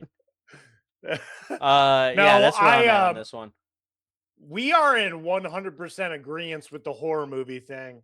I'm sorry. It's fucking lame, guys. dude. I'm sorry, guys. I know that there are a lot of cool people in this scene that are into horror movies. Fine, like them, I'm but don't make your sorry. whole fucking personality around it, all right? I'm looking at you, Rob Zombie. Yeah, I agree. I'm just saying, like, To it's be all honest right. with you, dude, I literally enjoy maybe I'm gonna take an overestimate just to Okay. cover my bases. In all of horror movies, I probably enjoy 25 movies out of the whole genre in all time. I am not a fan of horror. I'm not a fan of suspense. I think a lot of it is dog shit. Especially today, horror movies are just jump scares. Well, yep. They're shock value jump scares. It's crappy. There's no originality. It's just is about not gore and scary. blood and jump scares, and it's just like, you know what I mean? It's not scary. It just makes me queasy. It's like, ugh, you know what I mean? Now, Yeah. I will say, your little dog shit comment reminded me of my absolute favorite horror movie series, Leprechaun. I will watch that at any time, anywhere. If you bring that up around Halloween, whenever, I'll watch that. You know what I mean? But these horror movies that try and tout themselves as like suspenseful thrillers that really make you think about like whatever, they don't. I know what this is about. You're just going to have a guy with a knife or a chainsaw or some sort of weapon, and he's just fucking slicing people in half. There's blood everywhere. Half your production budget was on blood and fake intestines or wax models of actors, so you could just absolutely destroy them. And then the credits roll. Yep. I don't like it. I'm not a fan. So I agree. And then these guys made their whole fucking identity around that. So I don't like them. Hey man, Rants I don't blame you. Over. Thank you. I'm right there with you, dude. I'm just saying, as a music fan, I don't think that the song is terrible. I'm not gonna go back and listen to it, but I'm just saying I don't think it's terrible. All right. It's fine. All right. Now you take us on to the next track. I'm gonna go take a tinkle because I'm hyper hydrated. Exactly. Hell yeah. All right, I got you, man. All right, we've got a song called Haunted. Oh boy, here we go. By the band ONI, formerly known as Oni. We've got a new single from Oni. This is accompanied by a Dylan Harisiak. We gotta start finding pronunciations for these names. But this one's more normal, I think. Music video from Dylan. This is a melodic metalcore band. This track really signifies that. This was produced by former Bring Me the Horizon keyboardist Jordan Fish. It serves as the first preview of Oni's forthcoming debut album, which is currently expected in January of next year. Let's go ahead and while I'm here, check out this video. Starts with a car crash. That's hard as fuck. But I kind of like this. This is a new band for me. I'm surprised I didn't see it. Given the name, if you haven't guessed already, with all my nerdy shit over here, I'm into Japanese culture and shit, and my tattoos that you guys don't get to see that much. But yeah, I will say, if anyone, I don't know what his actual personal life is like, but if he were to be reborn as a creature of the night, a yokai maybe, he would be an Oni. He's got the build for it for sure, and I love that for him. But yeah, he's just walking through the woods in after a car crash, and what's up, man? Welcome back. Yeah, it was a pretty solid track, melodic and metalcore. Two of the best words to describe it, You know, it's like somebody Yeah. chasing him. He's chasing somebody. I don't know. I gotta start paying attention more. There's like a kid. Oh, is it like the Sixth Sense? Where he's like, I see dead people, but he's the dead person? I don't know. Damn. Did you watch the video for this?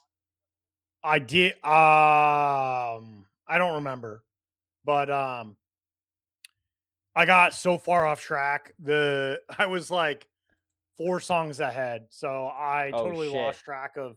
Yeah, this track. yeah, no spoilers, but it's looking like, yeah. It's a pretty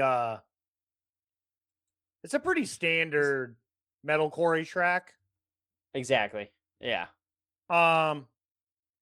Little more like genty vibes to the Right. breakdowns, Exactly. which I did. Yeah. It was good overall, but not. I don't know. It's good. The guy is a very talented, clean vocalist. He's got some great clean vocals. And I could definitely see these guys fitting on a playlist with some of the newer bands like fucking Alt and Bad Omens and Right. just shit like that. You know, they could fit in pretty well with all that stuff. Overall, pretty good. Right. Jared Dines is attached to this. Oh wow, that's weird. Yeah. What's I he was just doing? looking it up, The he's the all of the instrumentation, probably. literally everything else. Exactly right. Yeah, I would assume so. It's just him and Jake, and Oni's his last name, I guess, or maybe it's a stage name, but yeah, it's Jake Oni and Jared Dines. Looks like there was more of a band in the past: Martin Andrews, Chase Bryant, Johnny D, Joe Grulich, and Brandon White. But yeah, he's got just a little bit let's see his discography. Yeah, he's been around since about 2016. We've got 3 albums from him, and then a couple 2 tree EPs, and then this next album coming out. So it's pretty cool. But yeah, I'll give you that. It was a standard medical track. It wasn't anything to write home about. It's nothing that super wowed me. It was like, oh, I gotta listen to more of this guy. But I'll give him a shot. You know what I mean? We'll see what he can do with a full album. And yeah, what else? What else is going on? Sounds like he's got a lot of features, like some dope features. Back in 2022, he had a song with City Morgue. There was a song with Randy Blythe and Iggy Pop called Secrets, both of them together. Kellen Quinn, crazy. Howard Jones. Yeah, a lot of cool features. So maybe he's the industry plant that we thought President was. I am seeing that Jared Dines joined in later. So yeah. Actually, yeah, a couple years ago. So he had like a feature, and then his last 2023 he had a feature, and then it looks like he joined in, and then fired everybody else, I would assume. Yeah, whole band left in 2019. Everybody that I listed earlier was gone after 5 years with him. And then he had some touring guys. Yeah. And then Jared just kind of officially joined the band. Hopped in there. We'll see what this album sounds like. You know what I mean? Maybe some more singles. We'll see. We got enough time. All right. This next song, I know you absolutely loved. I'm actually kind of a fan of this one too. And it's maybe not for the reason you think, but we've got the song Don't Worry, I'm a Doctor by Peacemaker FL. I'm assuming for Florida deathcore band, Peacemaker FL. They're gonna be releasing their debut full-length album, Spill Your Guts, on July 10th via Paper Cut Recordings. We've had one other single from these guys that Reverse Bear Trap, dude. Which was about like torture and shit. But this one was a heavy fucking track. It's in your face the whole fucking time. My favorite part was literally right at the end. When they get that little sample in there. What the fuck was it? Maybe we can beat the paramedics there. Yeah, the Ron White. Yeah, yep. I bet we beat the paramedics on our way there. Yeah, that was fucking awesome. But otherwise, like every other part of this track was just fucking awesome, dude. So, what'd you think? This is deathcore. Exactly. Yeah, that's all we got to say, dude. Solid fucking. It track. it was heavy. It was good. Mm-hmm. Right. Yeah, a lot of bass drops, a lot of snappy snare drops. Right. Yeah, it was good. These guys were good. They had the trash can sound at the beginning. That was dope. That's how I knew. That's what I knew when I knew what I was getting into. You know what I mean? I was like, oh fuck, all right, it's gonna get crazy. So yeah, it was a really good track. I'm excited to get Spill Your Guts and listen to the rest of what they got going on. All right, we're bringing it down, but we're not slowing down with this next one. Right, exactly. We're thinking a little bit more. We got a song by Bad Nerves. This is an Essex punk rock 5-piece. I don't think we've talked about these guys before. Maybe.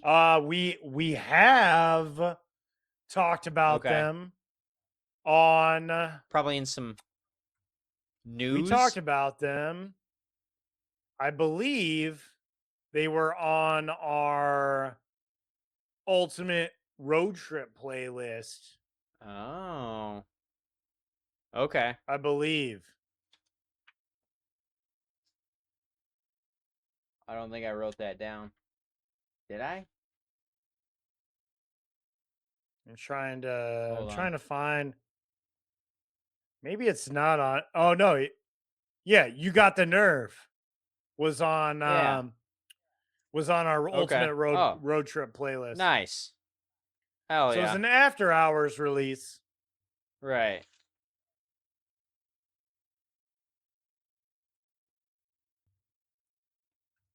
Yeah, I didn't write it down, but sick. All right. Yeah, these guys fucking rule. They've got that. Like I said, I've always been bad about genre names and what to fucking put people on, but I'm gonna use this phrase for the third time. Driving. Yep. Faster. Kinda. You know, they got those group chants in here, so it's not quite punk. It's not quite rock. You know. You know what? You know what it reminds me of? It is a faster, more distorted version of the Hives. It is. Yeah. It is punk, but it's like I don't know. It's like metallic punk almost. Right. Yeah. Exactly. All right. Yeah, that's fair to say. And they do it. They got it in spades, you know what I mean? Yeah. I'm trying to think there's a song that I have like in the back of my fucking head that I can't think of what it reminds me of. I'll get there eventually. It'll probably be like 2 episodes. I'll be like, "Oh shit, this is the fucking let me go back and listen to that You Got the Nerve." Cuz that might end up being it. Yeah, I mean, these guys, this is different than what they normally do. They used to be they haven't been as heavy in a way. They haven't been as I guess overall distorted. It's not just the guitars. It's not right.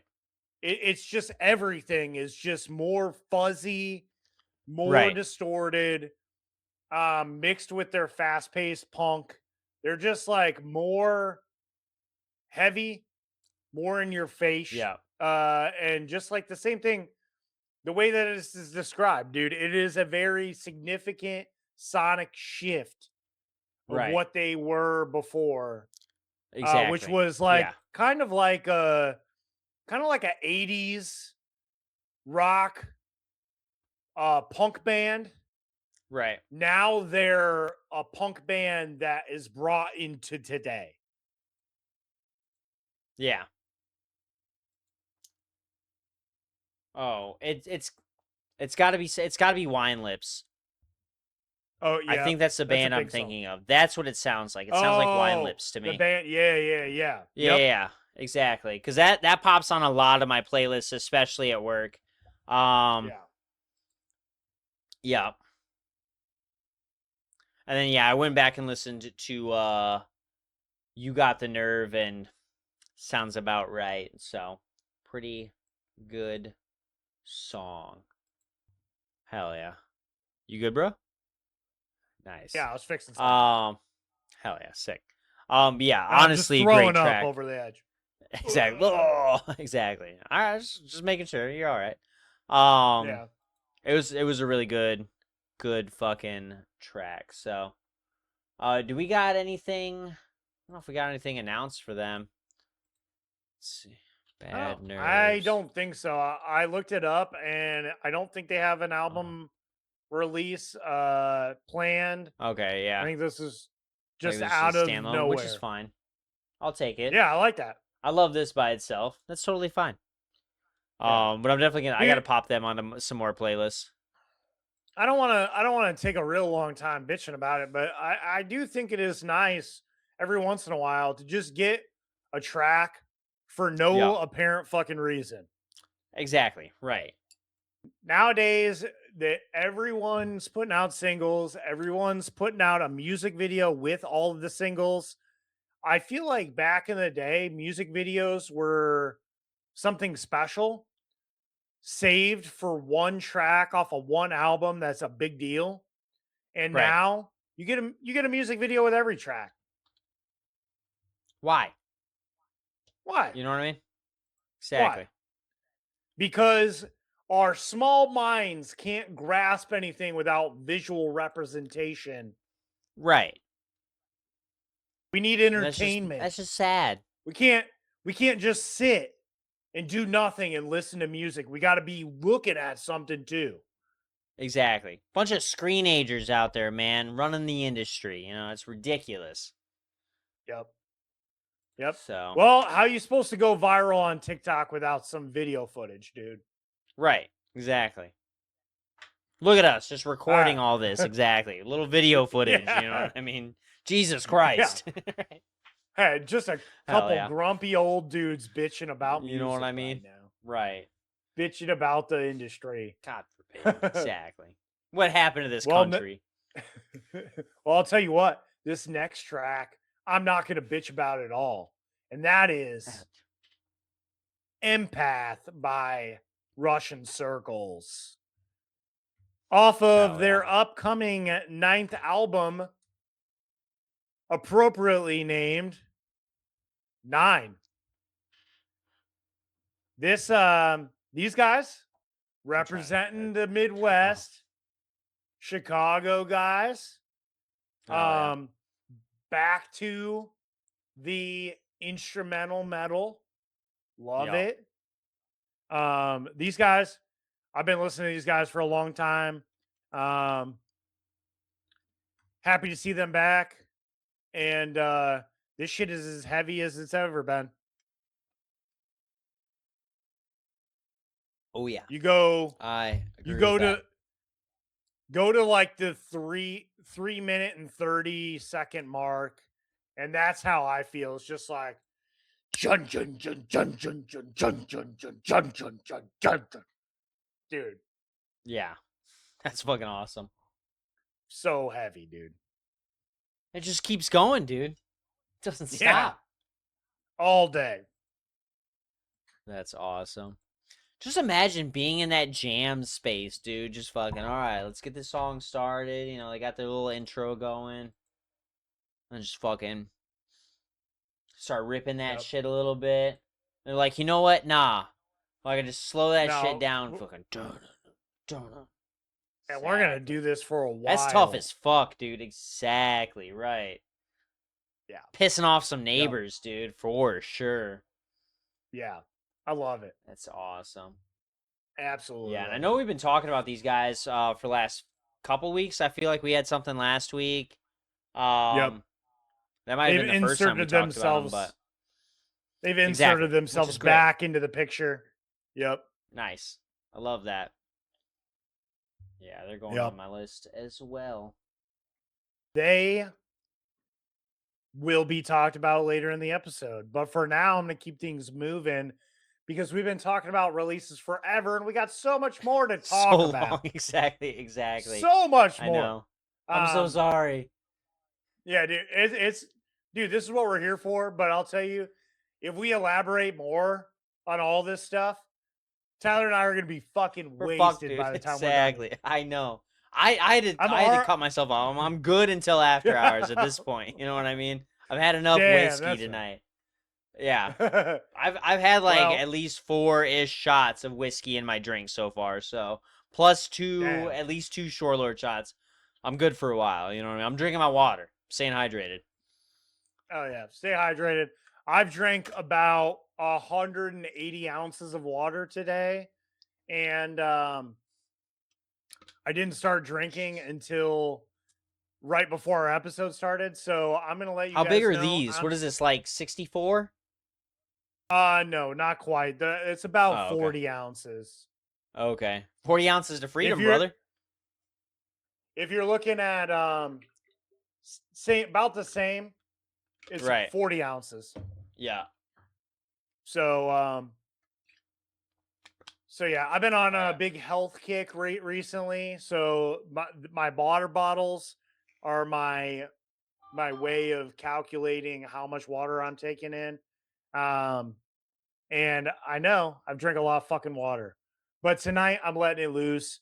So if you see me take another shot, don't be mad at me, Tyler. I'm just letting loose, dude. Just warn me. Just let me know, man. I'm not trying to all I peer ask. pressure you, bro. I'm an No, adult. peer pressure me, please. All right? All Peer right, pressure all me. right, all right. All right. All right. Well, I'll let you know there's at least going to be one more before the end of this episode. All right. Hell yeah. get it All ready. right. Next up, we got this is another left turn, a little different. We got this track called Irish Goodbye by the band Stab. These guys are Our New favorite type of England goodbye. metal. Yeah, dude, Irish Goodbye. See ya. Yeah. Fuck it. I'm out. Right. See ya, not see ya. I'm Right. fucking ducking out the back door. You'll never see me again. Right. I'm not even going to say bye. I'm just out of here. Nope. If you go out to a public event with me where there's heavy amounts of drinking, this is how I'm saying goodbye. I'm not. I'm gonna get Hell yeah. too drunk and I'm gonna be like, it's time to go home and Let's get crush outta here. some refrigerator chicken and a cheese stick, and I'm gonna go to Yup. bed. Go right to But yeah, Hell the yeah. band is called Stab. This is a New England melodic hardcore band. We've talked about. I don't remember when it was, but they had their track. Fuck. What was the track? It was New England Numb? New England Numb. We talked about that. Whenever that came out. Right.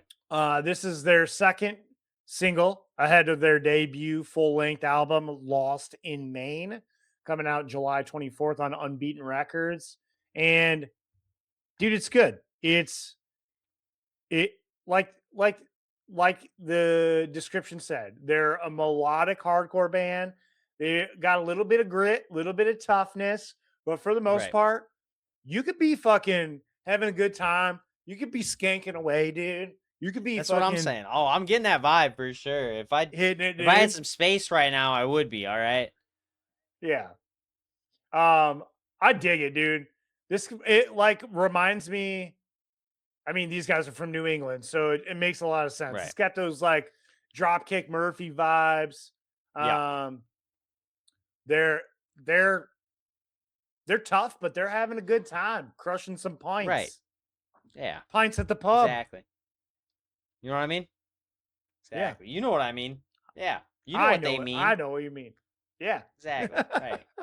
Yeah, I was happy about this one, especially coming off of my ska weekend, dude. I was like, all right, we can get a little heavy, but we can, like you said, we can also have some fun. You know what I mean? Yeah. It was awesome. It's pretty good.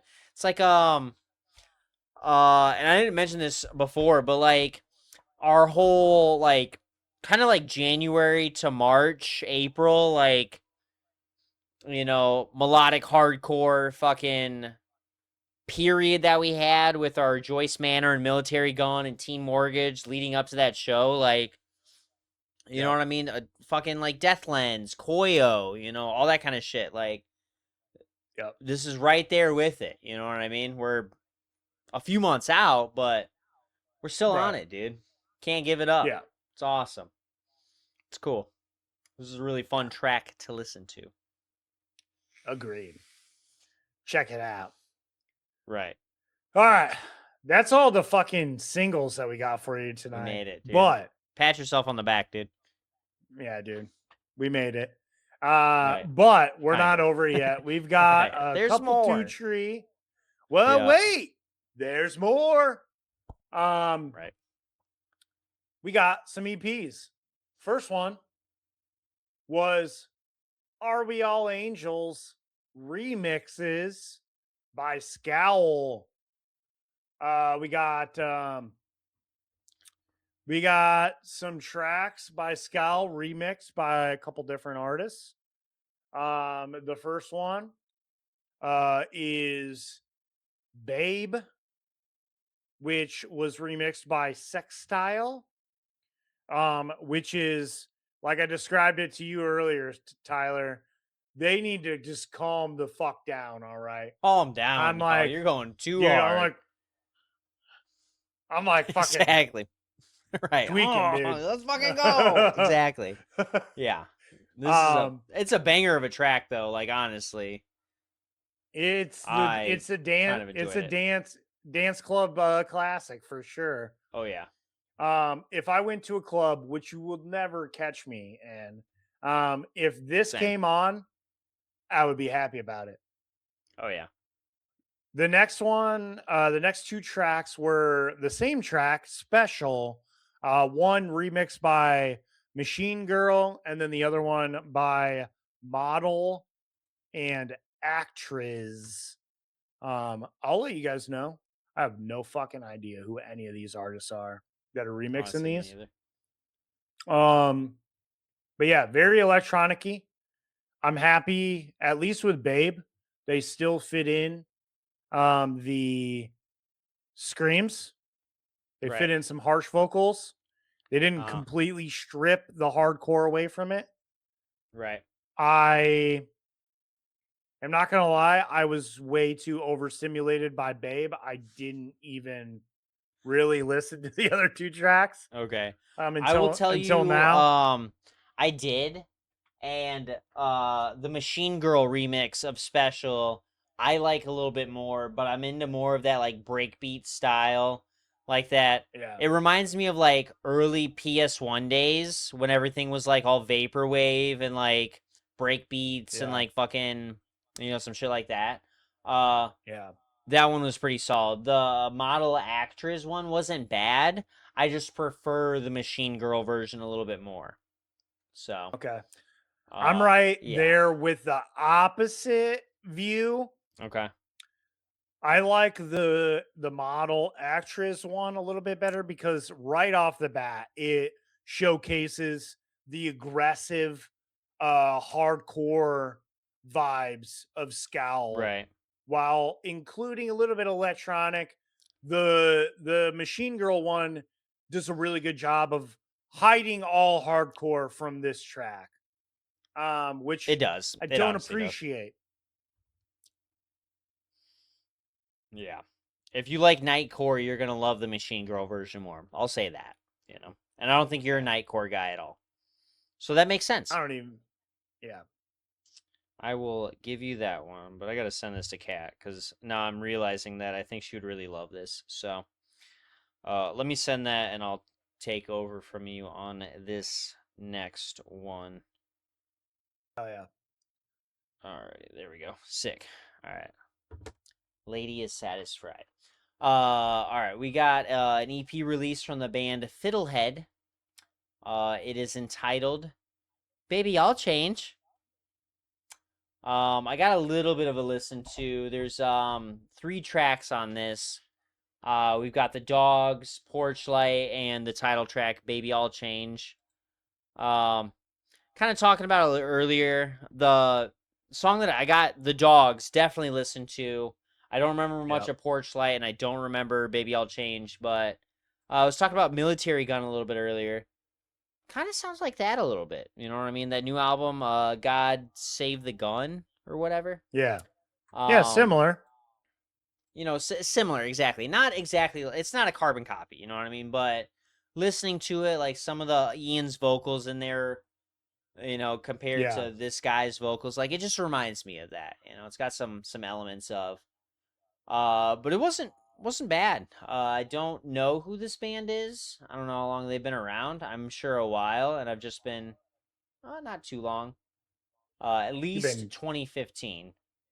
We can consider them alternative or punk-ish, according to the playlist they're a part of.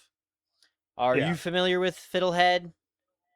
I am. These guys are on Run for Cover Records. And they very much sound like a Run for Cover band. That record label has a vibe, that is for sure. And these guys fit the vibe. Other Run for Cover records artists that we've talked about, Basement, Turnover, shit like that. Oh shit, yeah. Citizen. Yep. Oh, Gouge Away is on here. Yeah. Yep. Right. Yep. They all have a vibe. Exactly. And I love it. I love the vibe that they're going for. Yeah. I know right off the bat, I'm like, okay, I like Run for Cover bands. Right. The Dogs was a great song. I did listen to it quite a bit.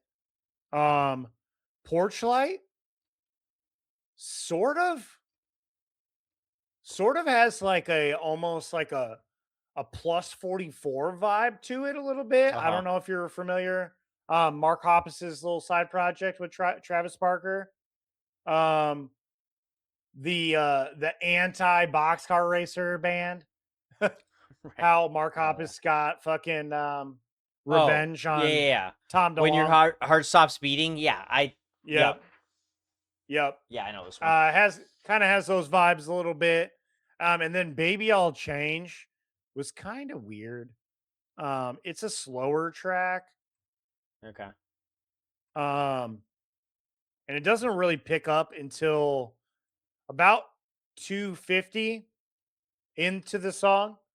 The beginning kind of has like a little bit of like new age turnstile vibes. It's just very ambient with some singing going on.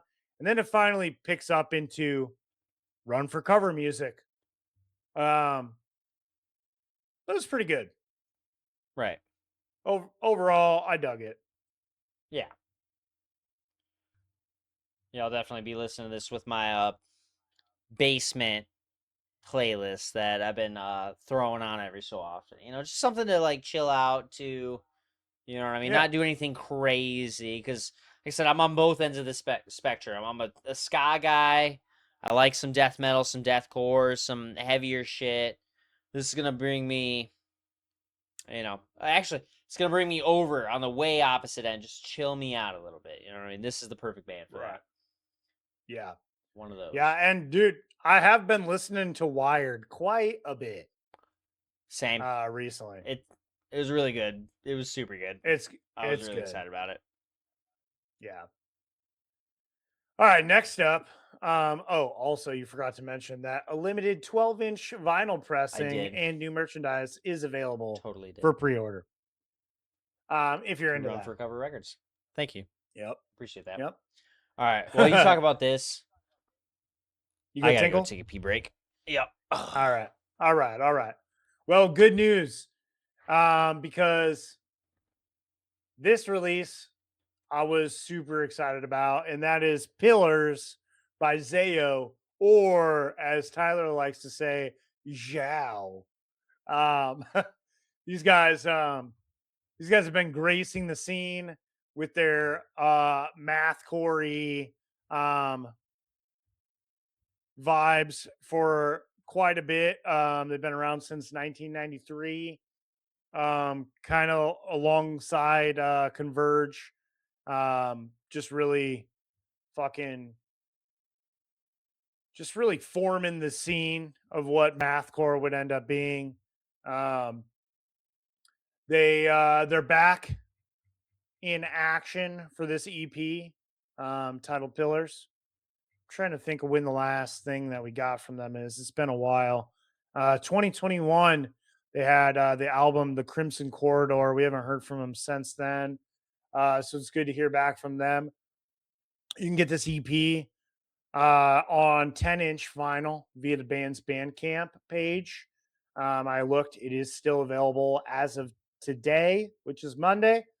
By the time we're talking about this, who knows? I'm sure it'll still be available. This shit was just good. We got 4 tracks. The Data Body, Sense Birth, Indoctrination, Hopes of Harmony. All 4 tracks, really good. Really, I have to say, I haven't really kept up with Zayo in more recent years. I kind of fell off on them back in the early to mid 2000s. But this stuff really it nostalgic for sure. I will say super nostalgic. For sure. Yeah. Welcome back, buddy. Yeah.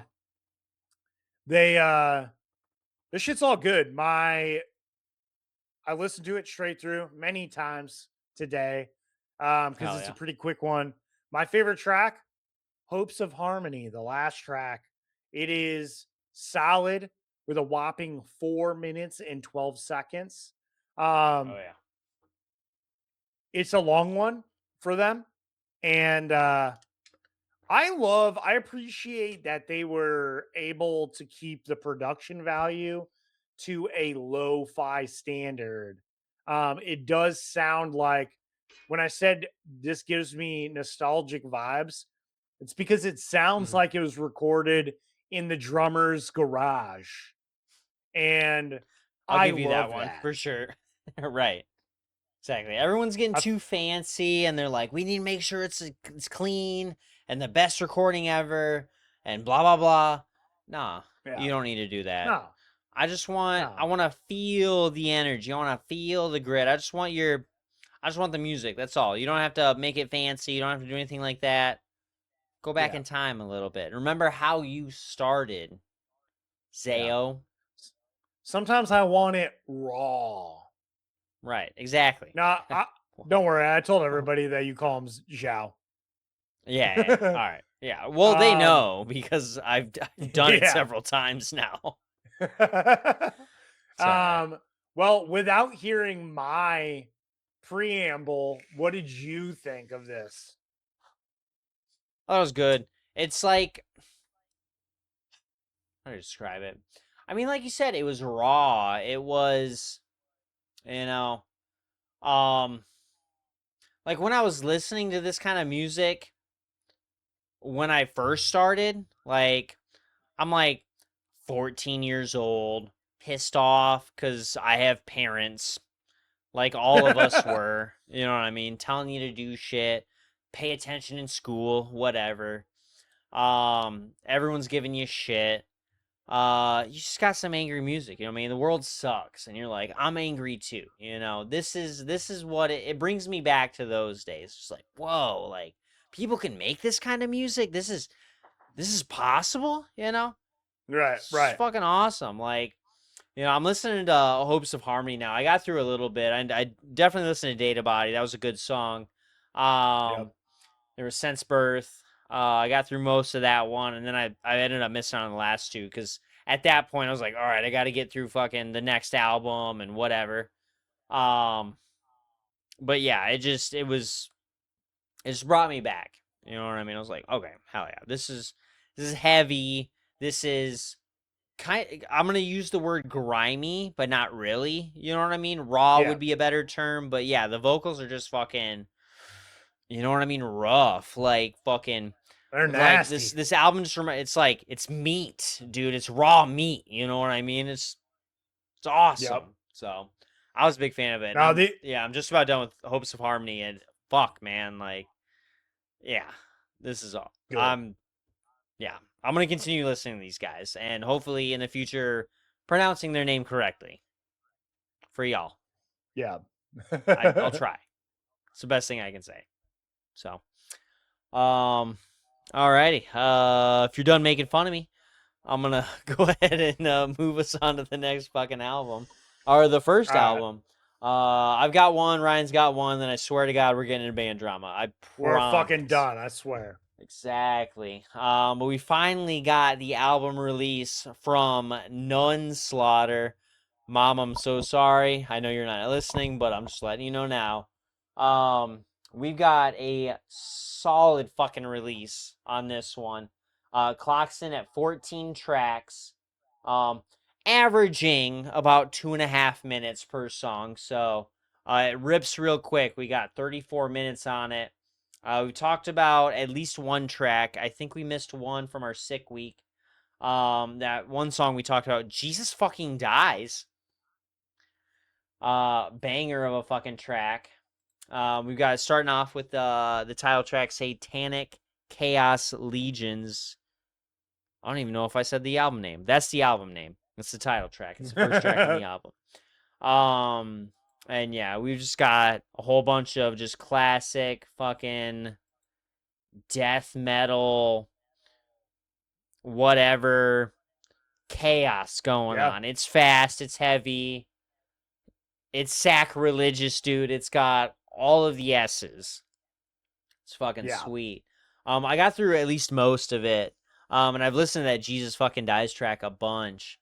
I think I got that song rips.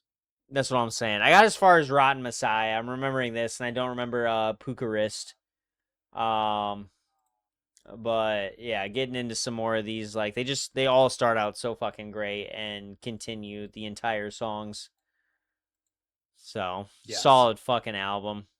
I want this on a t-shirt. I want this on a poster, dude. I need this like on a big ass like wall sized poster, just right there in your fucking face.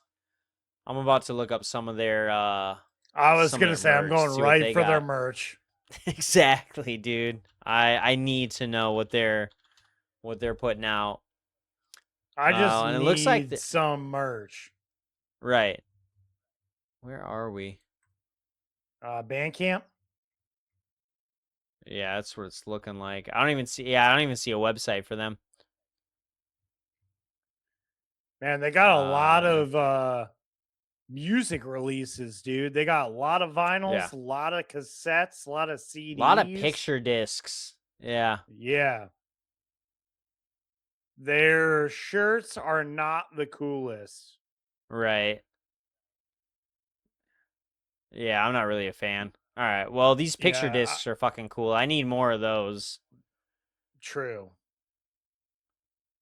A lot of the shit is sold out. Right. So make sure to pay attention to that before you dig in. Yeah. Oh, never mind. They have more.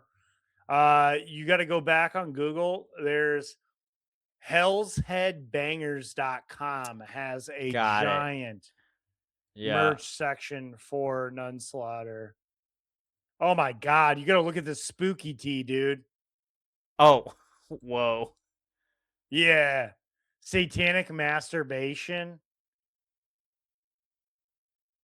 They're This is death metal, dude. This is grindcore. Yeah, exactly. Oh shit, we got some sweatpants. I love that. We got some shorts. I love that. Yeah, I'm gonna have to come back later and really dive into this merch section Right. because this is right up my alley, Hell yeah. as you can see. Yeah. Exactly. Right. This fucking Raglan is kind of cool. The Chris Massacre, dude.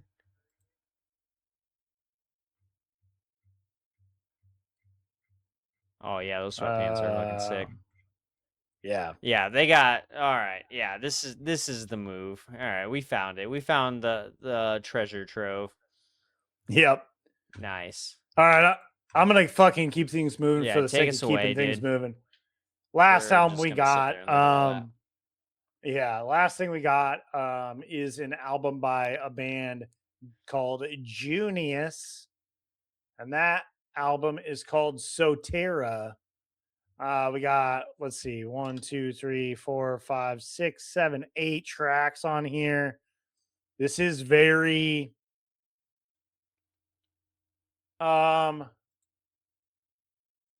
this is like snowy mountaintop music, but for real heavy dudes, not pretty Right. dudes, heavy Exactly. dudes. Yeah.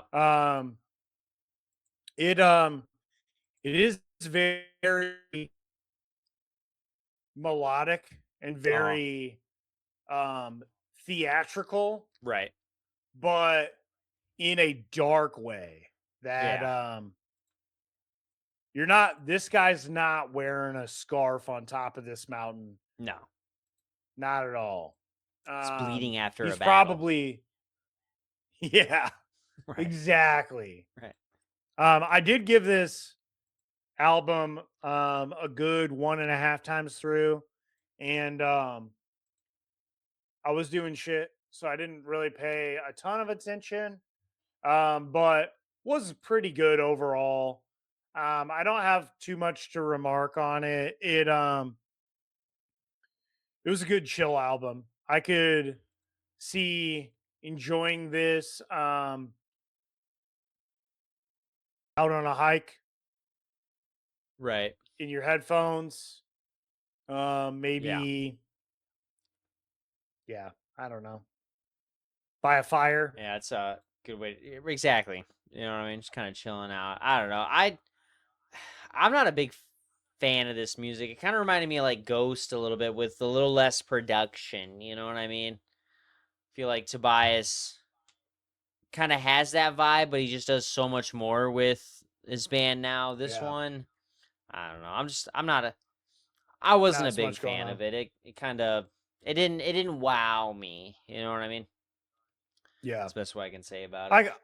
I can agree with you on that.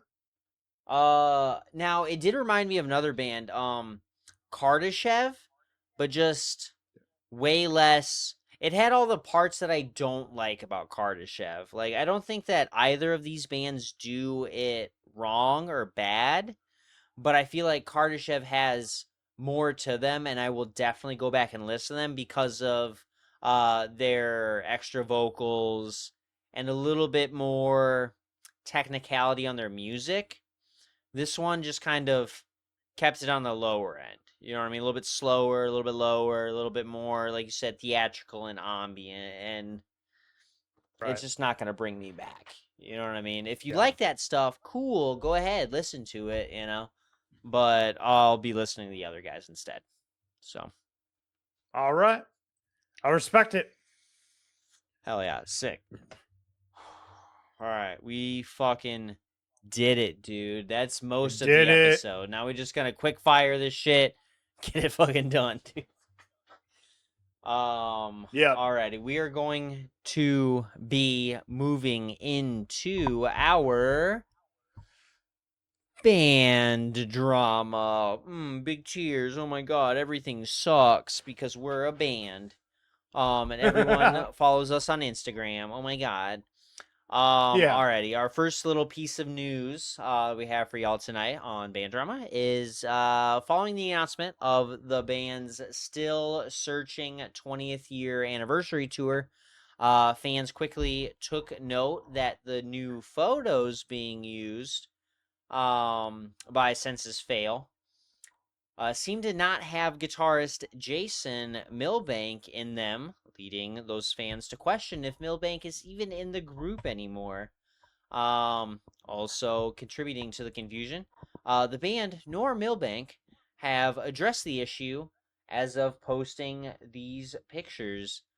He had joined the band in 2016 and is featured on their 2018 album, If There Is Light, It Will Find You. I don't really follow band members like that. There's only a select few, so I didn't really follow this when it first came out. But I saw the pictures and I was like, wow, this looks kind of normal. But I guess everyone's up in fucking arms about it. Yeah. So who knows if Jason is around? I don't know. Maybe he just missed the fucking. He missed the schedule. Who knows? Yeah. We'll see. Yeah. I don't care one way or another. I'm not gonna lie. Exactly. I do enjoy Senses Fail, but like, I think at this I point, mean, I like whatever. Senses Fail, Yeah. but I don't really Right. care who you have playing guitar for you. That's what I'm saying. If he can play guitar well, then who gives a shit? You know what I mean? Yeah. It's fine. This ain't a Jay Weinberg situation, all right? Just get a new fucking No. guitarist. Who cares? Right. Yeah. Who's Jason Exactly. Milbank? We don't care. Right.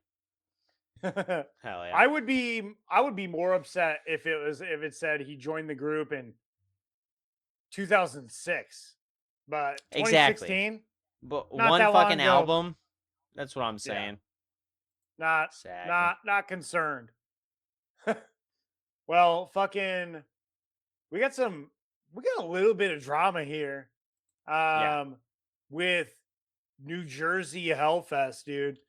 Less than 2 weeks before it's set to take place, there seems to be some confusion surrounding the festival and the latest venue scheduled to host the event. Earlier this month, organizers of the event slated to feature Hatebreed, Glassjaw, Disembodied, Suicide Silence, Earth Crisis, and many more, announced that the event had been relocated from the Dome at Adventure Crossing in Jackson, New Jersey, over to Maggie's Fairgrounds in Lakewood, New Jersey, due to the state's crackdown on specialty events at that venue. All appeared well until today when Maggie's posted the following social media posts. In quotes, it says, "Notice, contrary to what is posted everywhere else, the 3-day Hellfest scheduled July 3rd through 5th is not being held at Maggie's or in Pine Park. We have no further information regarding this event." At the time, Hellfest organizers had yet to comment on the matter. As of today, at least, I did see that I don't know what the excuse was for the miscommunication with Maggie's Fairgrounds, but it did find a new home, which the festival does say is official. So it will happen, just not at Maggie's Fairgrounds. I am really curious to know how this situation happened. Right. For basically the venue to like almost pretend like they had no knowledge of the possibility of this happening at all, which kind of Right. seems weird that a festival would say that without even having any talks with the venue Like at exact all. confirmation, you know what I mean? Right. I don't know.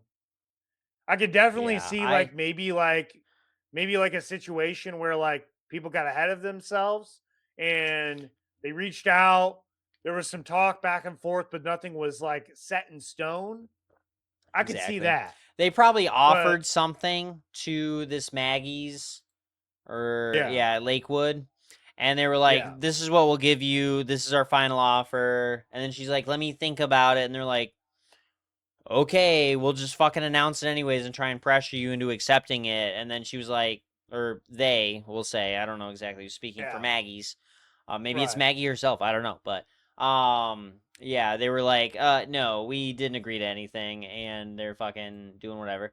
But I am finding other news about it being, this is the same day as both, let's see, this was at 1 on the 23rd. I got about 1:45. That's when Maggie's, when it's being reported that Maggie said no. Just like an hour or so later, it's getting relocated to Carteret Performing Arts Center. And this was posted by hellfest.com themselves on Instagram. So it will be indoors. There will be re-entry and no barricade. Crazy for a show like this, dude. I think you need a barricade for that. I'm just saying. Nah, no barricade. All right, fuck it. And yeah, they got all the information for that. So it's still going on. It's got a venue, and they are all right. My question is, why is Hellfest getting hosted in New Jersey of all places? I feel like there's so many more places that they could have done that at, but that's fine. It's cool. Whatever. I guess New Jersey needs something. Places that aren't shitholes. Exactly. I'm sorry. Did I say that? My bad. Oh. Oops. Right. That's fine. The only good thing that came out of New Jersey, out of New Jersey is Jay and Silent Bob. All right. Just I'll saying. take it. Hell yeah.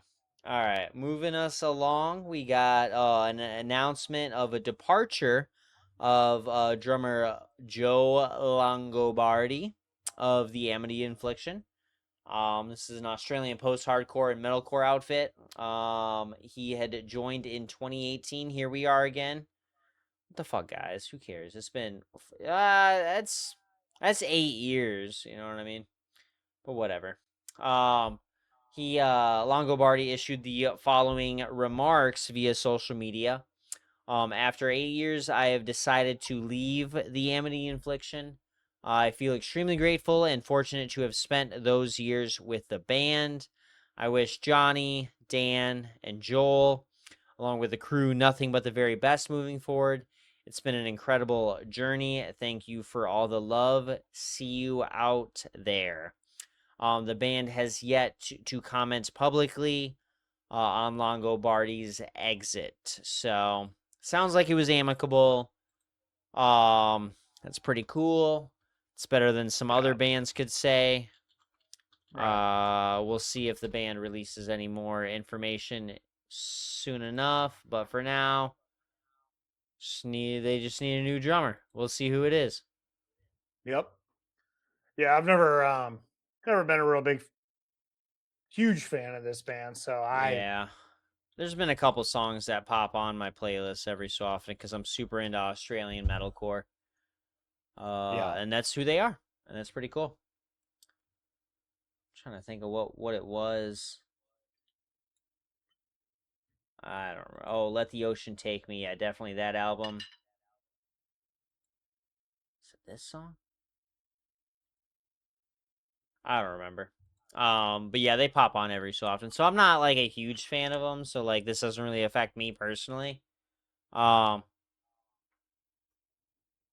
I smelled some alcohol, dude. All right, I told you I was fucking prepared, bro.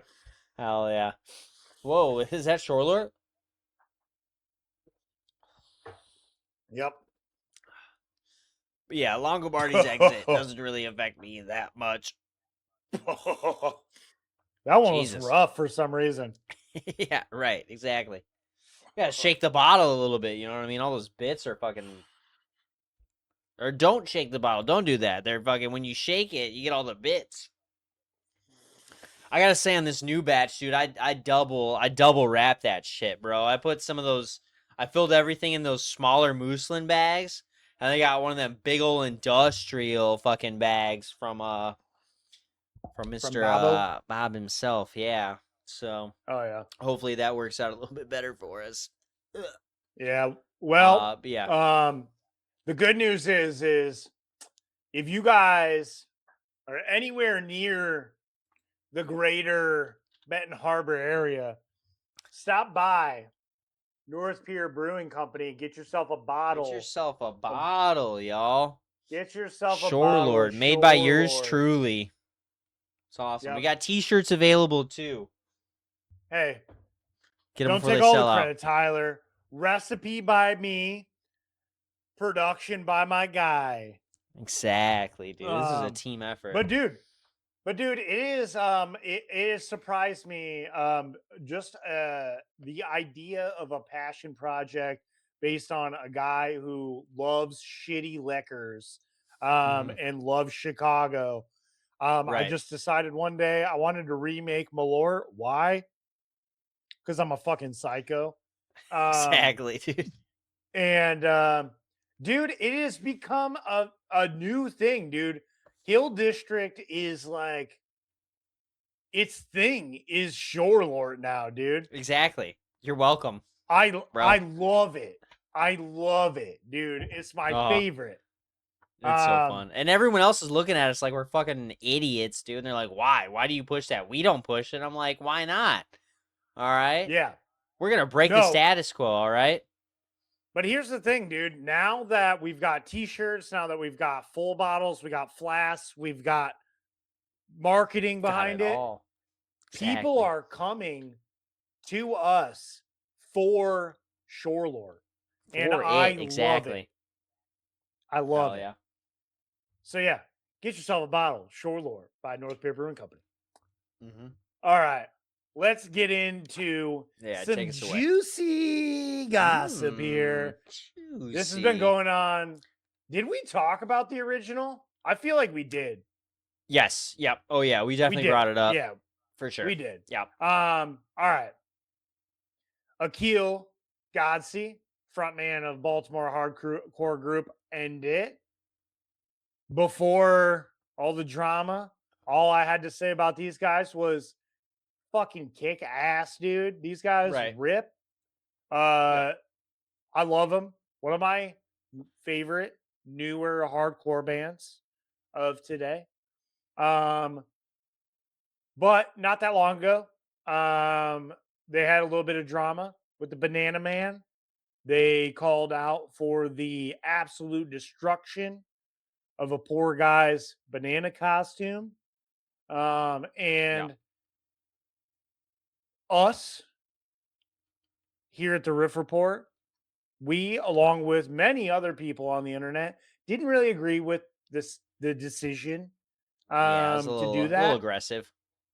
A little too much. Those of you that have been watching for a long time know that I grew up in the hardcore scene of Northwest Indiana, Chicago, in the 2000s, where I feel like things were pretty rowdy.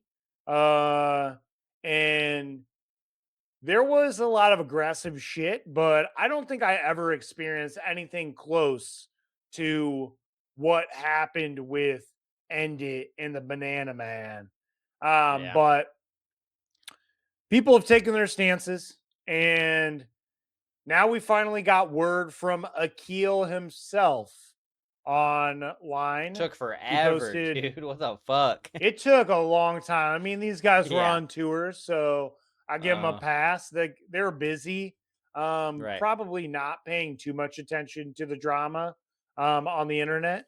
But he's taken to social media to unapologetically address the fallout with the Banana Man incident that took place earlier this month amid a Toronto show. Godsey encouraged the crowd to strip the costume from the wearer, like I talked about. And in his video, he says basically, I'm going to quote this, but coming from a video, this was transcribed by somebody that's not me, so it could be wrong. But essentially what he said was, the funniest thing to come out of all this is people telling me They were disappointed in me when the first song I ever wrote for the band was called Give Up, which is where I instruct people to walk into the woods and commit suicide. You've obviously never been listening to the band and don't know what the fuck, or don't know what the fuck you thought was going on over here. We're a hardcore band. We do hardcore things. You know, you don't have to come over here. You don't have to Crazy pay any attention to me at all. Everyone in my life loves me very much. I'm very well taken care of. I don't need your attention or validation. I'll be just fine. If the band got to quit, so be it. I guess I'll go to work. I'm a fully functioning adult male. I'll be just fine. Blah blah blah blah blah blah blah blah blah blah blah blah blah blah blah blah blah. Right. The caption stated, "Thanks for the racism and death threats and dissertations. It's been all been very dissertation. Sorry, it's all been very taxing, and I'm gonna go raise my child now. Peace." On the contrary to this message, he's been caught on film hugging a man in a banana suit from the Oh, look crowd at that. in the Netherlands at Yep. Jera on Air Festival. All right, let me break this down real quick for you. 1 second. First of all, I have 3 points to make.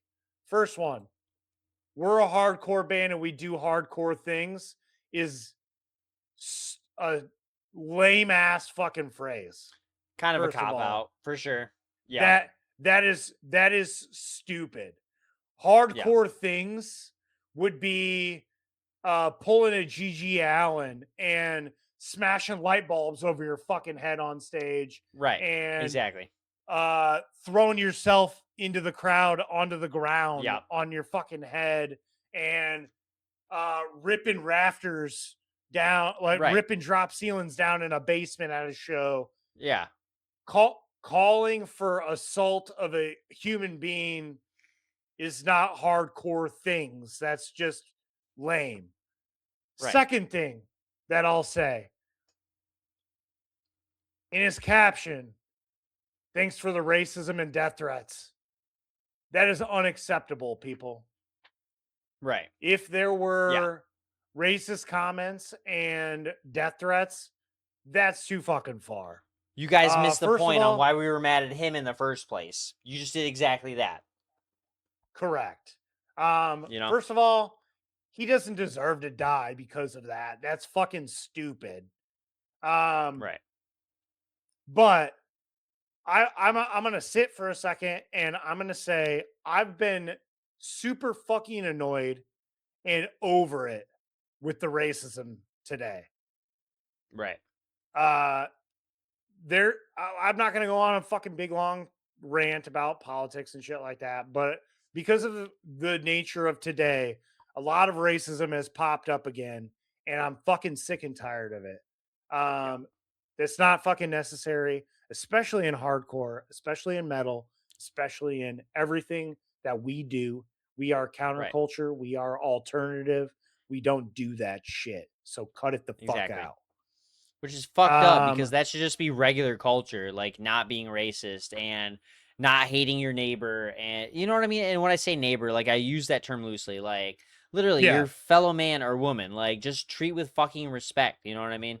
And that guy, the banana man himself said in his own response to the whole situation, he's like, if that dude would have come up to me and said, "Hey man, you're the banana guy, and I've got a really great idea for some fucking crazy shit at the show, and I'm gonna try and get people to like go after you." You know what I mean? He'd been like, "Oh, I'm so for that." He would have been about it. You know? It was about consent. Exactly. That's the point. You know what I mean? If he could have just brought it up and said, "I've got a great idea for some crowd interaction and some shit like that. What do you think?" The guy would have been all for it. You know what I mean? But he would have been consenting to it, and he would have been fine. But when you just come out of the gate and be like, "Oh, now we're gonna kill you," kill that guy, like, no, that's fucked up. Like, don't do that. Don't do that.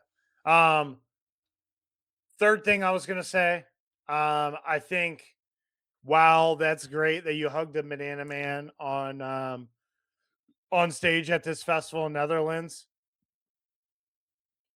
And I feel like I sound contradictory right now. I feel like that was stupid. If you were going to come out and you were going to make this statement about we're a hardcore band, we do hardcore things, and then not even maybe like 2 weeks later, it was like a week Right. later. Yeah. Now you're hugging the Banana Man on stage. It is almost obviously performance. And I hate that more than I hate that as much as I hate what they did to begin with. Don't pander to me. If you're standing by this, stand by it. I don't agree Exactly. with you, but at least stand by it. Now you're just trying to be like, oh look, I'm squashing the beef. It's like, no, you did something stupid. Right. What you should have done was apologize for it and own up to what you Exactly. did. You were Right. too immature to do that. Yeah. So stand by what you fucking said. Don't Right. backpedal now and pretend like, whatever. I think it's all Yep. lame. At the end of the day, Yeah. I still like the music and it puts out. And I'm not going to boycott the band, but hopefully this is a growing opportunity for them Exactly. and for a lot of people out there. Yep. Consent is key. It's very important. Yeah, I agree with everything that you said on that. This whole situation is dumb, and why the fuck are we here at this point in 2026 in hardcore and metal and everything? The whole point is for us to be accepting of people who don't follow the beaten path, and all that. Don't make it any worse, because then we're not going to be like Switzerland and Europe and everything. No one's going to fucking support metal, dude. We need what we can get. You know what I mean? At this point. Yeah. That's all I got to say about that. So, Yep. moving on from this absolutely dumb situation, we got an appearance on the Dr. Green Thumb podcast, by the Deftones guitarist, Stephen Carpenter. He commented on a recent leak that saw the band's shelved 2008 album Eros and the demos from their 2020 album Ohms.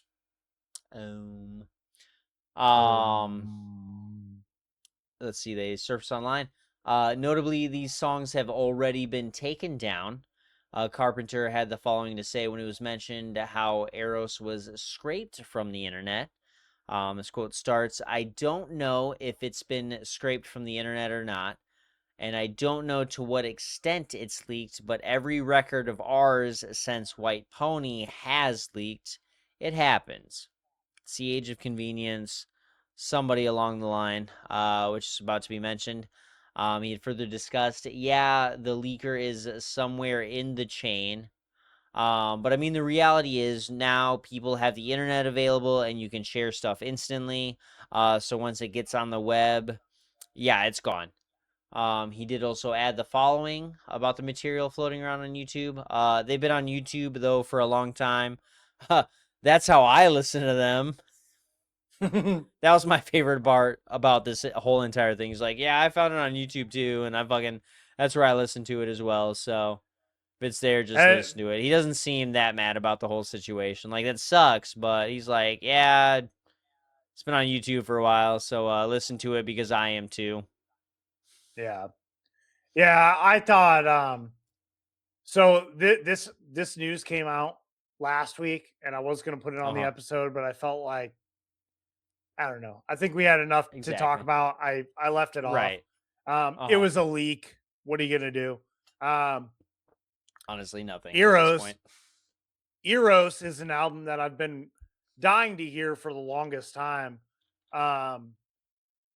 Because that was their last album with their bassist Chi Chang, who died in a vehicle accident, unfortunately, and they kept the album secret ever since then.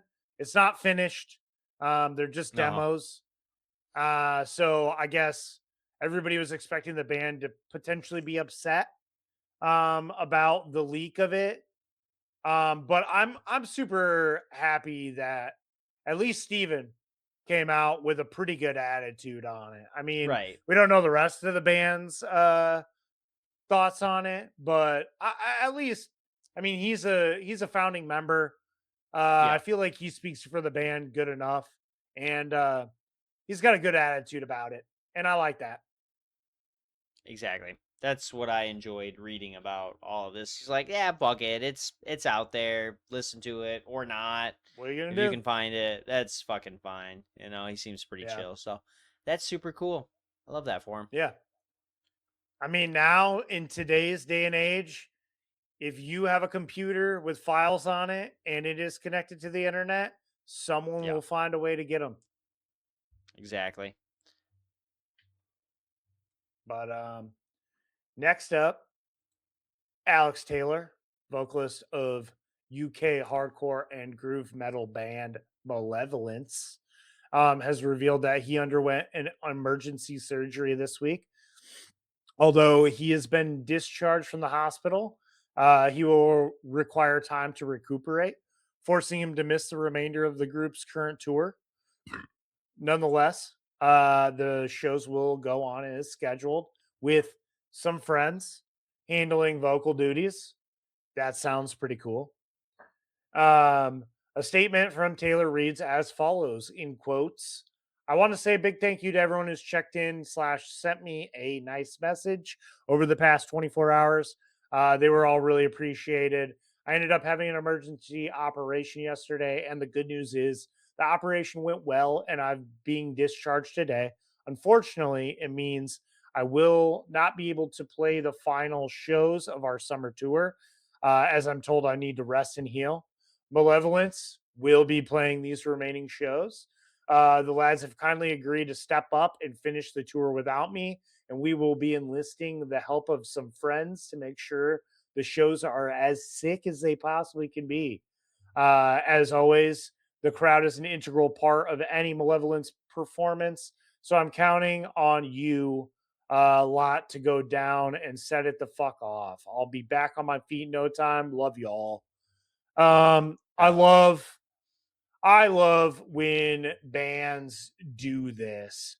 Um, Yeah. it's super um respectful, for one, to the fans who have bought tickets to be able to give them the experience that they paid for. Exactly.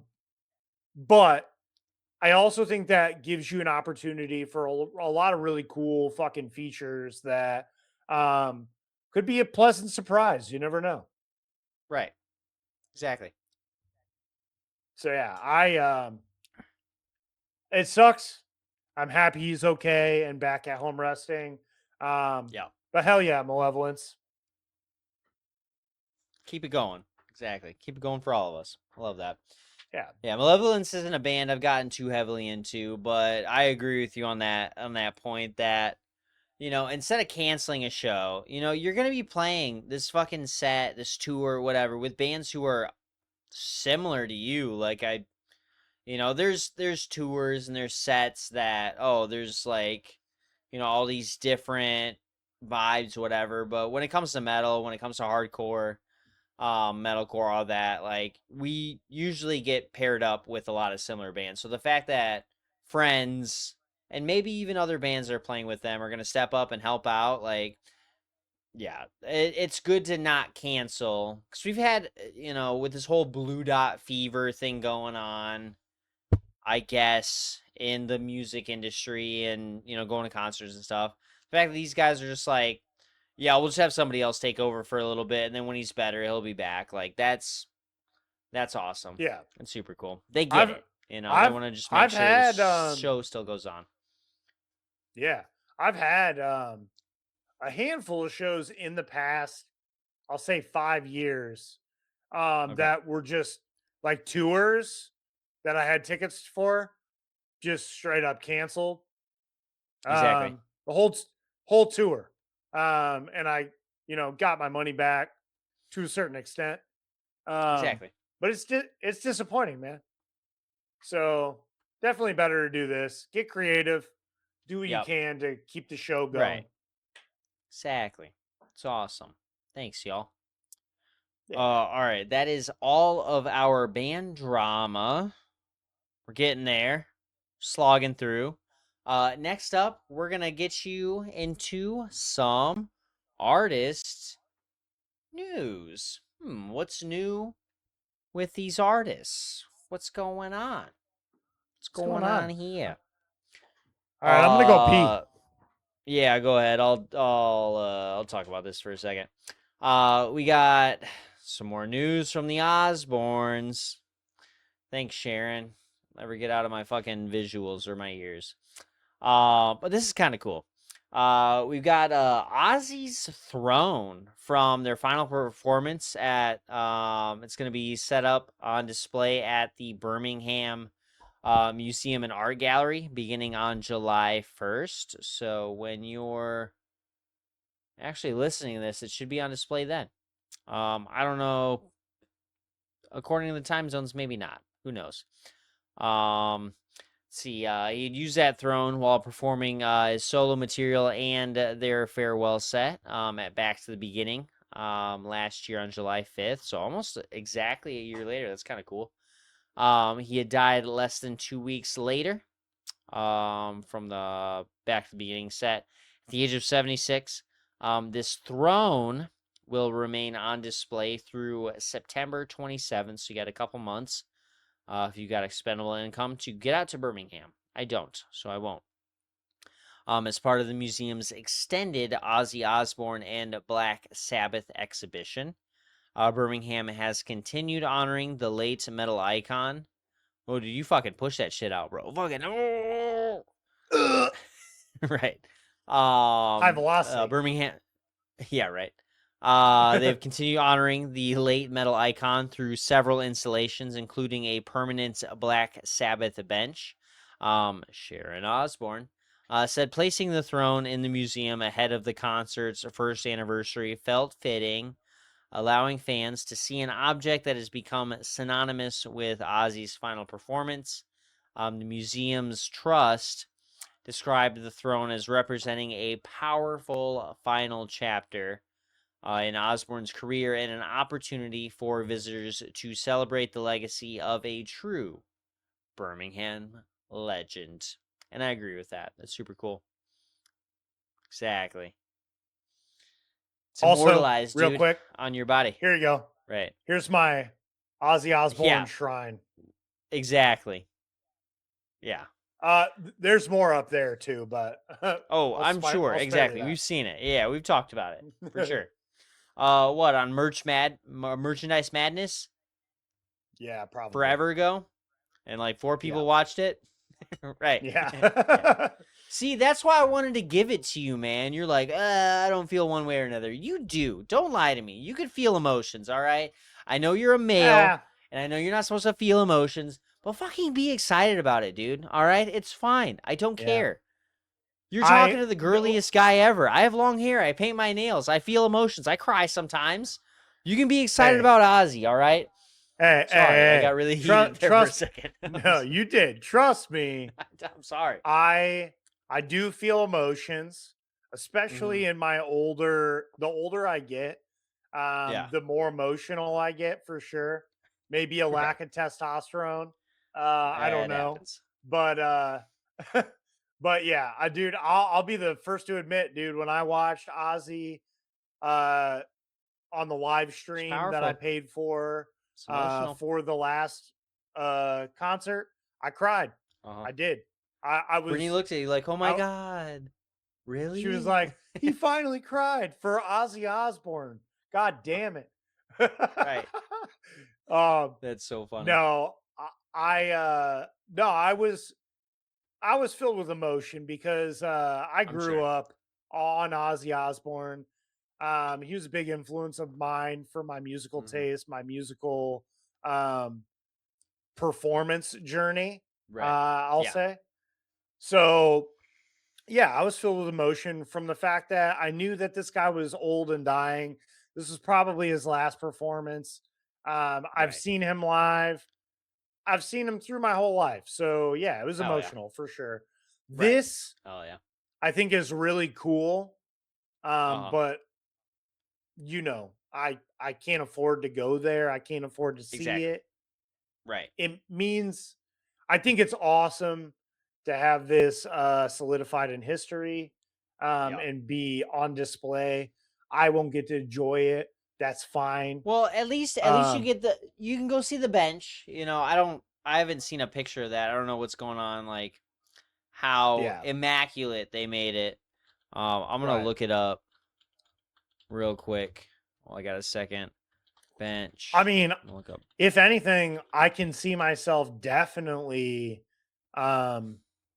making it to Hellfest at some point and getting a picture with the statue at least. Oh yeah, that would be sweet. Yeah. I mean, this bench looks actually kind of sick. Like it's got all the band members on it in their Yeah. younger days. You know what I mean? Their Yep. best days. You know. Yep. But yeah, fuck, man. Maybe you get out there, like get a little money. I Y'all will. get to take a trip out and fucking get out there, I take a will. picture. You know, do your thing. Yep. So, hell yeah. All I right. love that Next for you. up. Yeah. Yeah, please take this from me. I don't want to talk about it. I will. All right. Next up. This is gonna piss Tyler off, but Chiodos have officially earned their first gold certified single in the US with Baby, You Wouldn't Last a Minute on the Creek. A song that originally appeared on the band's 2005 debut album, All's Well That Ends Well, a masterpiece of emo screamo culture. Yeah. Chiodos re-recorded the album for his 20th anniversary last year, drawing criticism from former members and Tyler. Vocalist Craig Owens remains to be the only original member involved since relaunching the band in 2024 with a new lineup. The good news behind this is this gold certification is almost certainly based off of the original recording of the album. Right. So at least the credit is being given to the whole entire band that contributed to it, not the re-recording. Although I'm sure the press from the re-recording of the album contributed to more listens to the original. I know it did for me and you probably. Yeah. Oh yeah. I've definitely been. That's the thing, dude. When I get into my metalcore, like fucking post-hardcore shit, and I want to pop on some Chiodos, like, or I'll just play. I'll have a playlist going. And I don't know what it is. I feel like maybe it's just because it's a fresh release or whatever. But I will get the remaster, the re-recording, like a song, any song from that album. It'll show up, and I can immediately clock it. I'm like, nope. This is the new one. And then I'll look at my phone and I'm like, yep, I was right. This is the new fucking recording, dude. Get that shit out of here. And I'll stop listening to it immediately and then go back to the original and play that specific song so I can give that a play and not the re-recording. You know what I mean? I hate love that shit, dude. That sucks so bad that happened. I don't know. Like, if he could have involved the band a little bit more in that and just been like, hey guys, like, let's fucking do. No, this man just wanted to re-record it so he could get whatever. That's the way I feel about it. I'm pretty sure, I don't know the details, but I'm pretty sure he did that just so he could get more of the royalties back on that, get more of the YouTube plays, do whatever. It's skeezy to me. It's so fucking grimy, and I just can't support it. No, you're anymore. right. It sucks that happened. You know what I mean? You're right. I mean, look, I did the same thing that you did with Atreyu's The Crimson re-recording. Right. Yeah. The difference there is on your side, it makes way more sense. That is way more grimy. What Craig did, because what he did was take a completely brand new band who knows that they had no contribution to that. So they're Yep. going to take a smaller cut on the royalties from it Yep. than the original contributor. Exactly. So it is almost clearly a money grab. Whereas with Atreyu, they did Alex dirty and Brandon wanted the spotlight and it was the 20th anniversary. Let's redo Exactly. it. Yep. And it was just terrible. Right. Maybe not. It still included the other original members. So everybody got contributed or got paid appropriately, except for Alex. Yep. And that just sucks. I mean, he'll probably have some like songwriting credits, but that's the only one. And then yeah, it just it sucks. And I hate this whole situation. Yep. It just grinds my gears. That's all I'm gonna say about it. Sucks. But I'm glad that the original, if it is, I can only assume, yeah, the original fucking album. Which is crazy to me. Like, there's no way that album didn't already hit gold. You know what I mean? So it worries me that the re-recording got the gold. Well, it says their first gold. I don't know. I don't think so. I'm hoping it's yeah. The old one. So Pat and Brad and Derek can all get their due. You know what I mean? Because they held it down too. Yep. All right, let's move it right along. We've got an announcement from Sumerian Records. Fucking house favorite around here. They've announced Sending Hearts to All My Dearies, a tribute to the Smashing Pumpkins. This is a new compilation personally approved and titled by Billy Corgan. One of the weirdest guys ever. I'll just say that. Yeah. The album will arrive digitally on August 14th, with vinyl editions following on October 16th. Its title references a lyric from Mayonnaise, taken from the Smashing Pumpkins' 1993 album Siamese Dream. Tame Impala's cover of Hummer serves as the lead single and opening track. The compilation also features Between the Buried and Me taking on Jelly Belly, and Carpenter Brut covering Cherub Rock, as well as Nita Strauss offering her version of 1979. So we got some heavy hitters on this for sure. Honestly, I'm kind of interested in to see what these everybody's take on these songs are, because like I don't hate the Smashing Pumpkins, but I feel like they're a low-hanging fruit in the kind of like grunge alternative scene, you know what I mean? And everything we've heard from Billy since their heydays is just like, are you fucking high? Like, what are you talking about, dude? Which is fine. It leaves for a lot of entertainment, but on this music side, you know, what we're here to talk about, I think this will be interesting to listen to. So when that drops, I'll give it a listen for sure. We'll talk about it here. Yeah. When it finally gets released.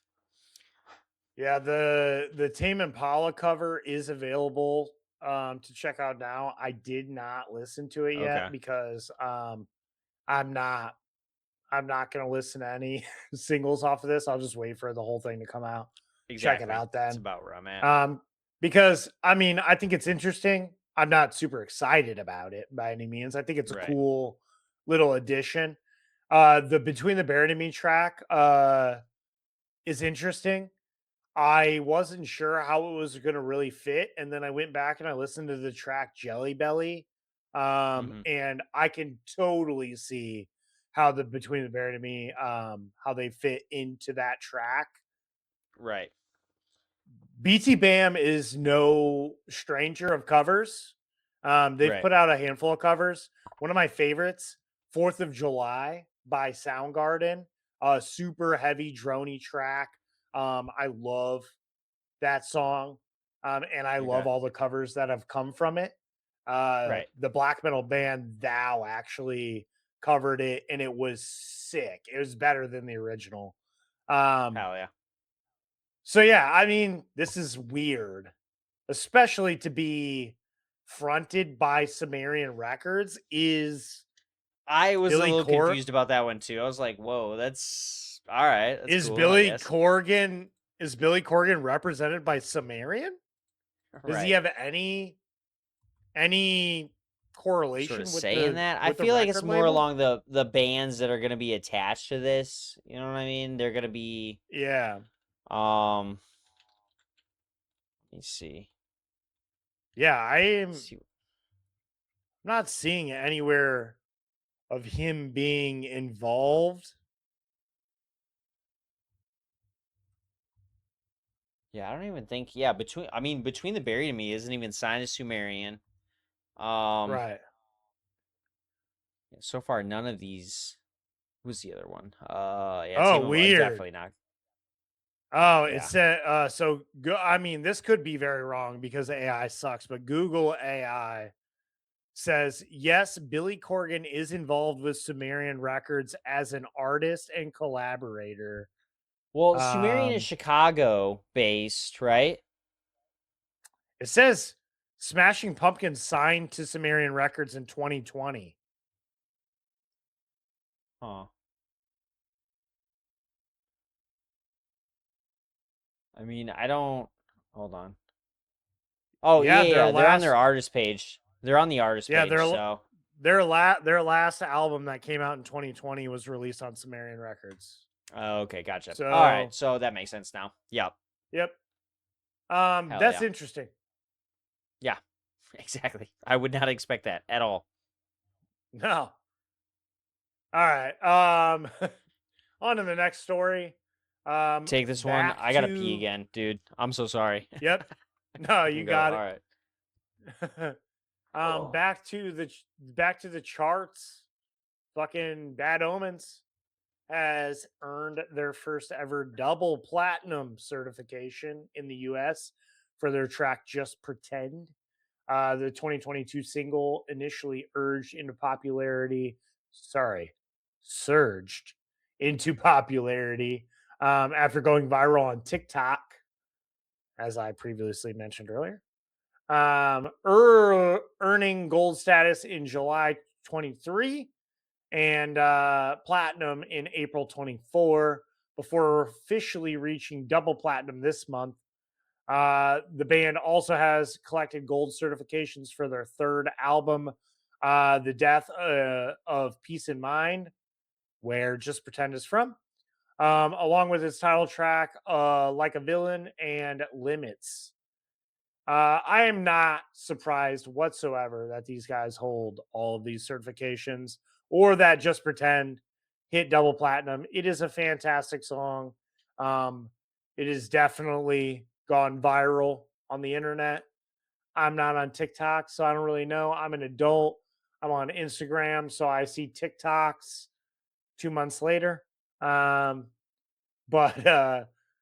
yeah, I don't know. That's pretty cool for them. I like them. I don't know. All accolades are earned for sure. These guys are sick.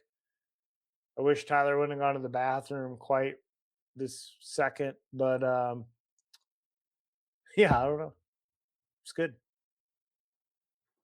I'll fuck.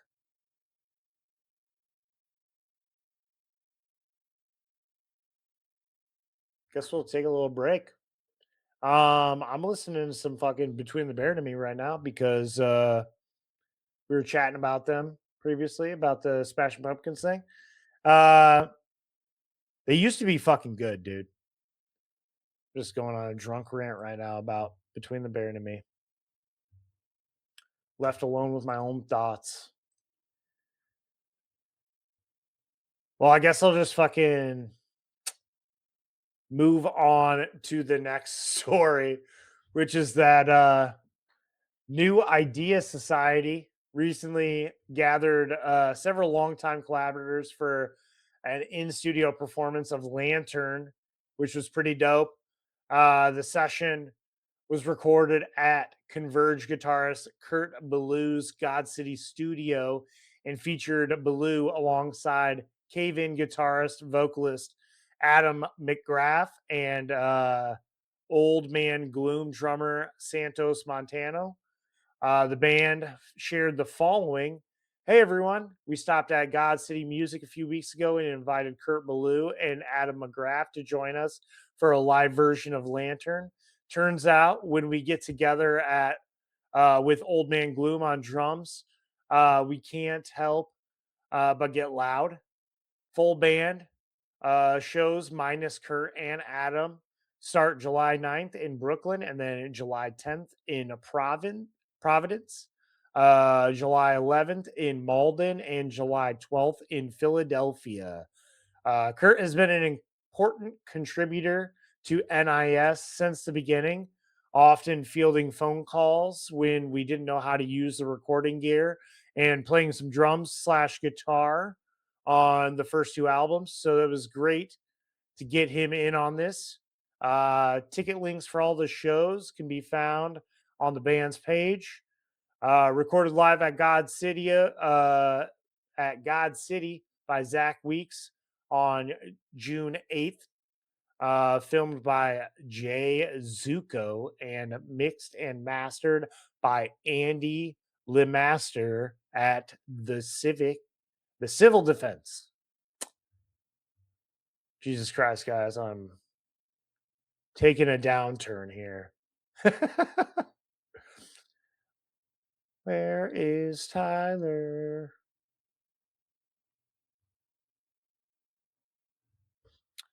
If he doesn't show up in 10 seconds, I'm just going to move on to the next thing.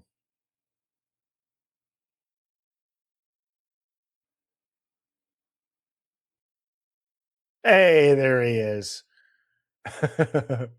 I'm so sorry. All right. So what? I'm going to fill you in real quick. I covered Bad Omens. I covered New Idea Society. Okay. So you got the last 2 with Queens of the Stone Age. All right. I'm going to take it away from y'all. Take it away for y'all. All right. So we've got a recent in-studio performance by Queens of the Stone Age on KEXP. It is now premiered online. This session was recorded on April 28th during the band's Alive in the Catacombs era touring cycle. And it features additional musicians helping recreate the expanded arrangements of the material.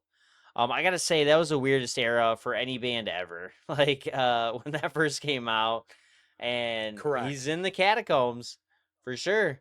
It was it was a little different. So, hey, if you want to check it out, it's available now on KEXP. The 4-song set included Someone's in the Wolf, Mosquito Song, Keep Your Eyes Peeled, as well as Spinning in Daffodils. Queens doesn't excite me as much anymore, so I'm not going to spend too much time talking about them.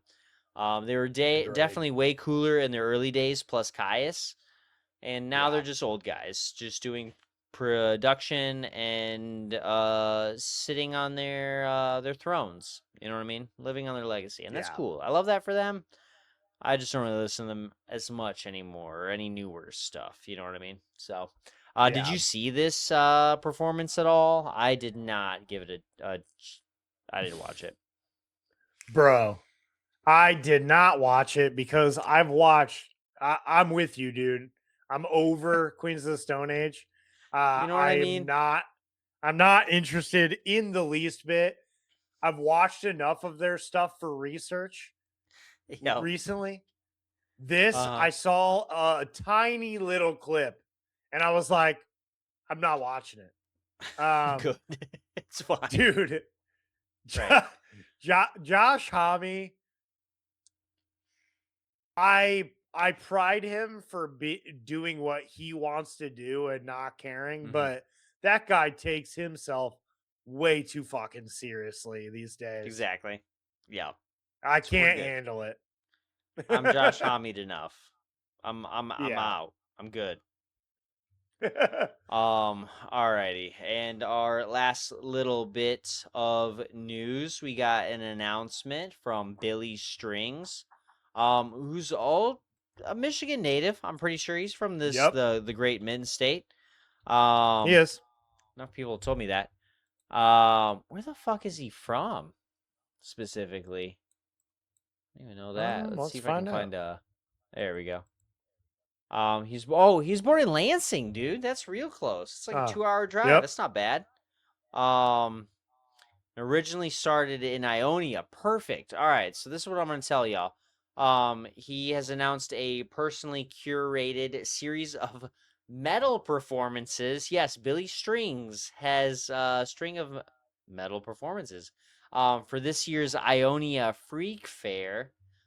This fair is set for August 28th and 29th in Ionia, Michigan.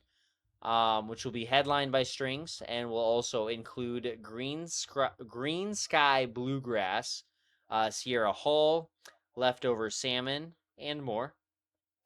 The festival's metal and pinball tent stage will feature Bane, Cryptopsy, For the Fallen Dreams, Flesh and Blood Robot, Heartsick, and See You Next Tuesday. He is best known for bluegrass, but he's long embraced metal, previously performing with Tool and Primus, appearing on Cryptopsy's 30th anniversary edition of Blasphemy Made Flesh. He had shared the following quote, Ionia, Michigan. I've been dying to let this cat out of the bag. We are throwing it back to the days of the center, when we were throwing DIY shows and bringing some of the best heavy music to town.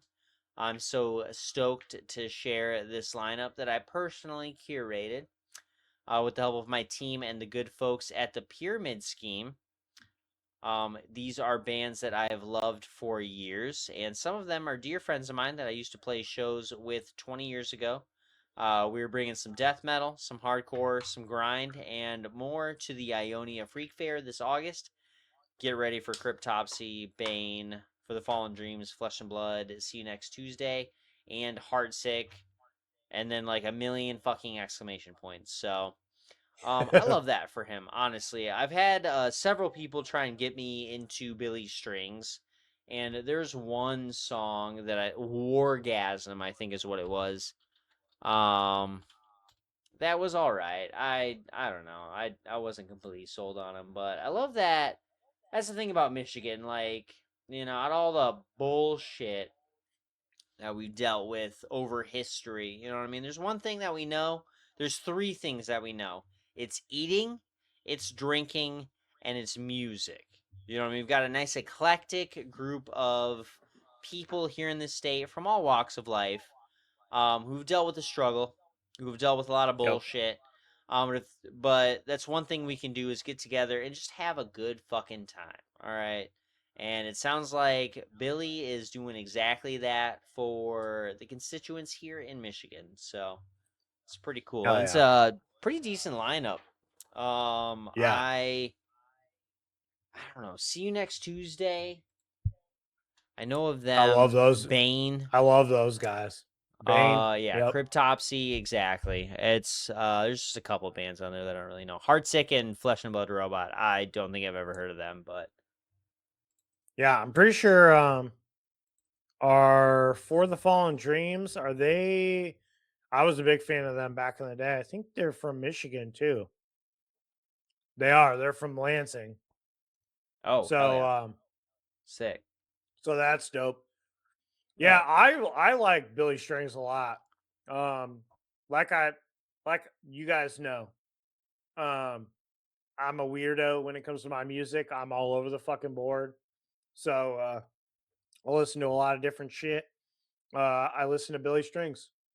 I like it. He's a super Hell yeah. talented dude. I didn't know until this happened. He used to be a metal dude. Right. Google AI says he used to play in local VFW halls, playing electric guitar and singing in heavy metal and grindcore groups, especially a band Nice. called Groove. Okay. So that's fucking crazy, dude. I did see videos of him playing with Primus, and I'm pretty Oh, yeah? sure Jimmy Dean saw that live, which is pretty dope. Oh, interesting. How recently was this? This year or last year, I think. Well, I know he had gone out and seen Lennon Claypool, but I know when I was still at Kingfisher, I'm pretty sure it was it the Primus Pussifer Yep. You Tool? you Okay, saw yeah. that twice. I You went to remember. that tour I know twice. that. Yeah. Yeah. Which is awesome. But Oh, yeah, here we go. I Yeah, know too many puppies. Oh, Yep. that was this year. Yeah. End of May, actually. That was just like a month ago. At least when this video was recorded, so I don't know if there's any Mhm. other. Oh, Rochester Hills, yeah. Oh, Oh shit. Was that the show he went to? I thought he went to fucking the Salt Shed for that one. he did go to Salt Shed. Maybe he saw somebody else. Maybe he was talking to me about that. I don't know. Okay, well, yeah, Salt Shed was Lennon Claypool Delirium, so I'm pretty sure that's what he was talking about. Right. So it wasn't specifically that one, but I'm sure Yeah. there was another, moment in time or whatever. So Some sort of feature. Right. All right. We got still so much more, so we're gonna try and get through this as fast as possible. Exactly. Yep. Not for your sake, but for our sake, because Exactly. it's gonna be a we got late more night. recording to do after this. Exactly. Right. Yep. Yep. All right. Next up and last up for the show, we got tour announcements. Right. Fucking driving like we're gonna be talking for sure. Gotta get to that show. Gotta talk about them. Right. First up, we got New Jersey post-hardcore veterans Census Fail have announced a headlining North American tour. Will commence mid-November. The tour will find the group performing their 2006 album Still Searching in its entirety each night. Solid album. Hell yeah. Right. Special guests include Koyo, hell yeah, and Initiate, also hell yeah. They will be providing direct support on all dates. Starting off in California and Los Angeles, making their way across the West Coast, down south, and then over to Florida, up into Chicago at the House of Blues on December 8th. Then they're going to Cincinnati, Ohio, to a venue called Bogarts, which I just love the name of. Yeah. And then on the 11th, they're playing in Detroit at St. Andrews Hall, where they'll finish up the tour up into Canada and then along the East Coast. So that's pretty dope. December, right around the time, we'll be going to see Under Oath. So I will not be going to see this. Let's see what date that. I don't even remember what date that was on. For Under Oath. Yeah. I know that it's in the same month, early. so I won't go. Exactly, right. It's the 6th. So that one was on the 11th. Yeah, that's way too close. The 6th, or realistically, I would go to Chicago, which would be the 8th. So it'd be 2 days later. Right. Yeah. But either way, way too fucking close together. So we will not be. Yeah, the 6th is a Sunday. Man, the 8th would be doper, but I know my brother's gonna be working on that day. So unfortunately, as the ticket buyer. Yep. Anyways, yeah. Alrighty. Next up, we've got a co-headlining tour. I kind of love these, honestly. Like, they usually bounce off together. I saw Gojira and Mastodon co-headlining a tour. It was fucking dope. I was really happy that Mastodon was not the final player for the evening, so I got to see all of their set, and I got to see most of Gojira's before I decided I had to drive home 3 hours from Detroit. So, but we've got Arm's Length and Holding Absence teaming up. Bloom and House and Home will be opening for them. They're starting off in Louisville and Louder Than Life with Holding Absence, and then meeting up in Missouri the next day. We got them in Chicago at Riot Fest on the 20th of September, and then in Grand Rapids at the Intersection on September 22nd. And then working their way west, and then south across the U.S. to kind of bounce around fucking everywhere in the South, and then up to New York to finish off in Nashville at Ceremony Fest on October 17th, one day before my birthday. So that's pretty cool. Oh yeah. Yeah, I'm pretty sure. Right. Yeah. It is awesome. All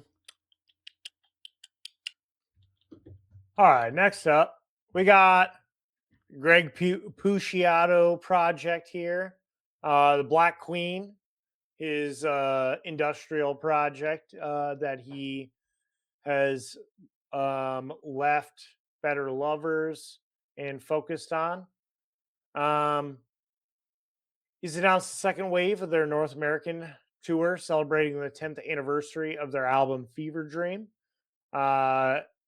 They will be, let's see, starting in California, September 9th, going across West Coast and then upper Midwest until they reach Milwaukee, Wisconsin on the 20th of September. They're going to be at the Subterranean in Chicago on the 22nd, Pyramid Scheme in Grand Rapids on the 23rd, before they head over to the East Coast, wrap down around the South, and finish off in Arizona. So if you didn't get to check them out on their first leg of this tour, you can check them out this fall. Right. Hell yeah. That's awesome. Yeah, I need to get into this Black Queen stuff. I know you've been talking about them, and I know you're a fan. I haven't, I guess, given them a chance, and that makes me sad. So I'll I've try and get them a listened. little bit more. I've listened to them quite a bit, and Health. I've been listening to Health a lot as well. I've Right. been, dude. Health is fucking sick.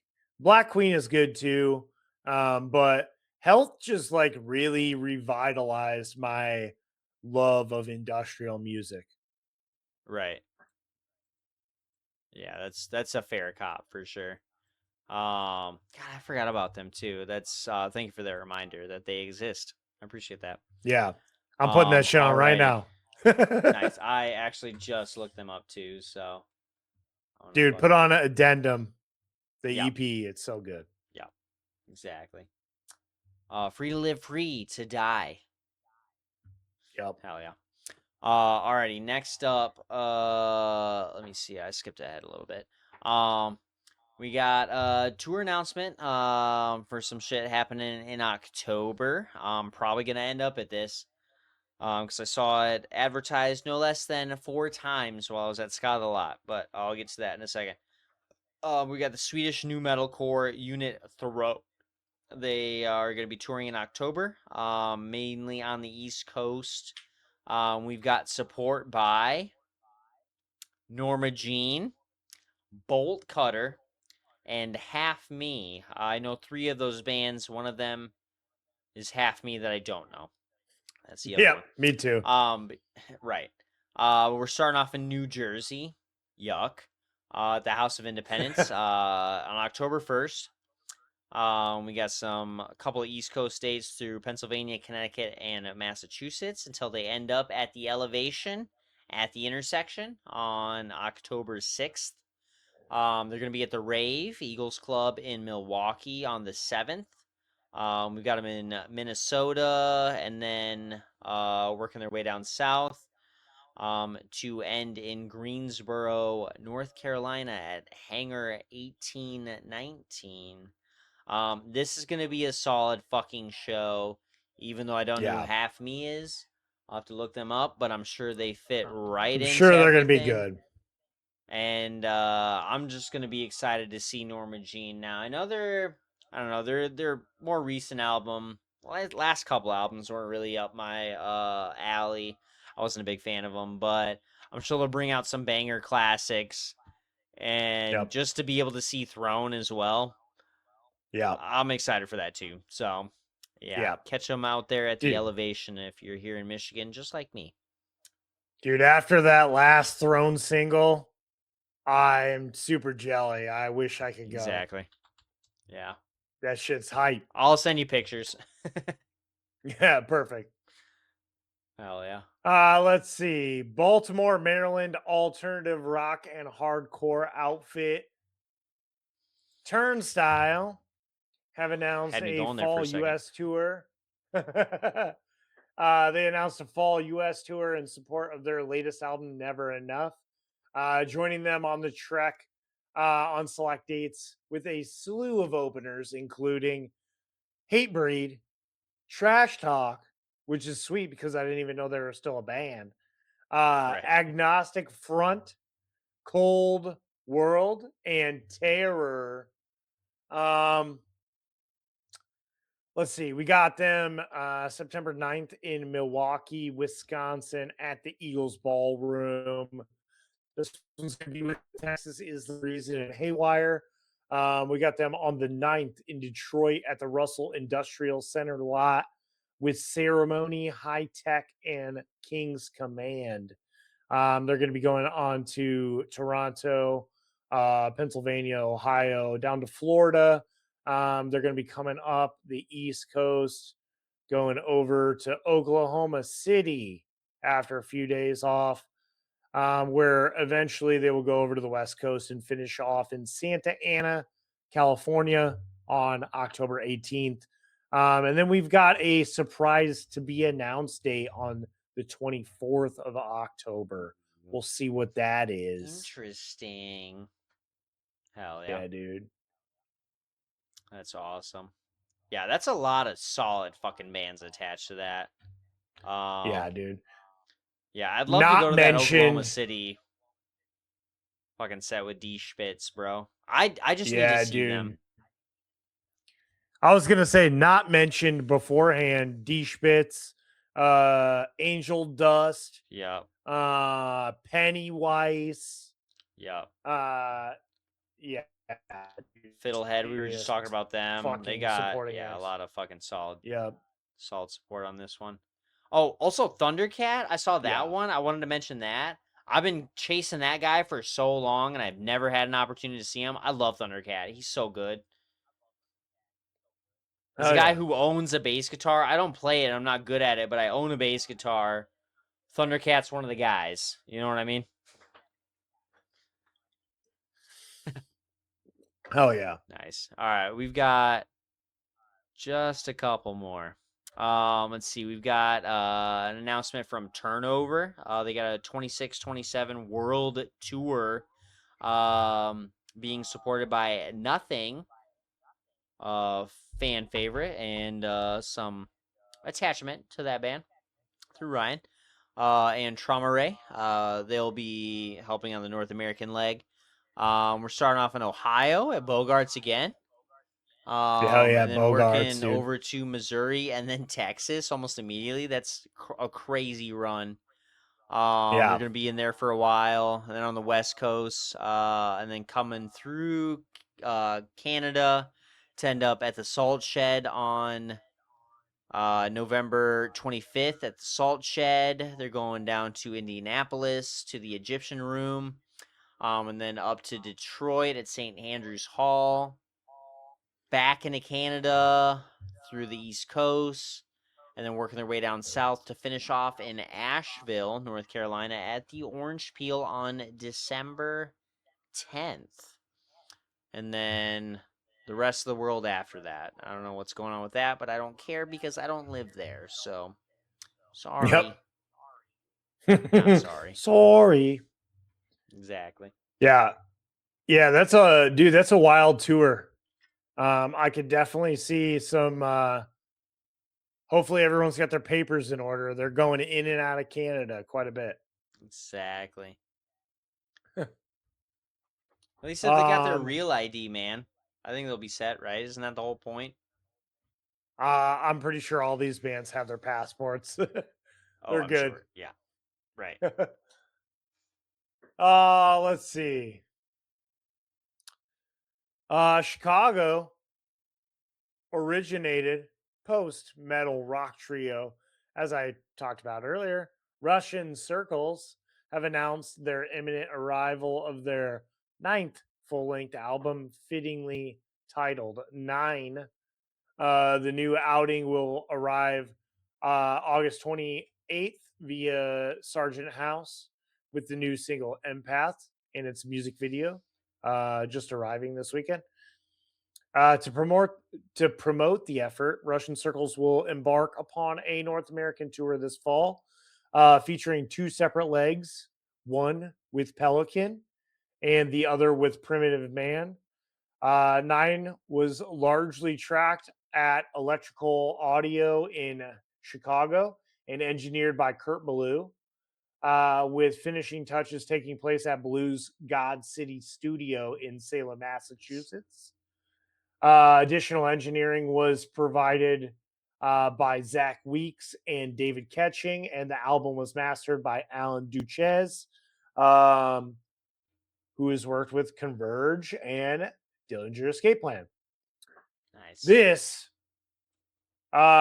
This tour, both legs, or actually only one leg is going to be coming to our area, and that is the Pelican leg, which is good because I love Pelican, another really good instrumental band to check out. Also, I was going to say, Tyler, if you're checking them out, ISIS is another good instrumental metal band to check out. Okay. Yeah. But we got them starting off Whitefish Bay, Wisconsin on September 25th. On the 26th, they're going to be in Chicago at the Bohemian National Cemetery. I don't know what that is, but I need to find out. If they're exactly. I was looking at that too. I was like, what the fuck? Are they playing in a cemetery? If they are, that's awesome. If they are, please tell me that's not the same date as Knocked Loose. No, it's the 30th. It's Knocked Loose. It's a few days beforehand. Damn. Fuck, dude. It is at a cemetery. Yeah. This picture that I'm finding on Wikipedia is kind of badass. It's like a small castle. Yeah. Dude, go to go to Google Images and look at the first statue you see. Yo, that's metal as fuck, dude. Dude, that's what I'm saying. Dude, this would be a sick show to go to. Yeah. All right, I might It's have badass. to try and right. I might have Exactly. to try and figure that out. That's an experience of a lifetime right there. Exactly. All right, so on September 28th, they're going to be in Detroit, following their performance in Chicago. Then they're going to go around places until they come back to Indianapolis to finish off that first leg on October 13th. They're starting off the second leg a few weeks later, November 4th in St. Louis. They're going to be going through the South, West, back up through the Midwest, finishing off in Minneapolis, Minnesota. And that's the leg with Primitive Man backing them up. So Cool tour. Go check it out if you can. Yeah, right. Let's check out this other band. Hell yeah. All right. Let's see. We've got the announcement from Hail the Sun for a headlining tour here in the U.S. This fall. I'm starting to see a pattern.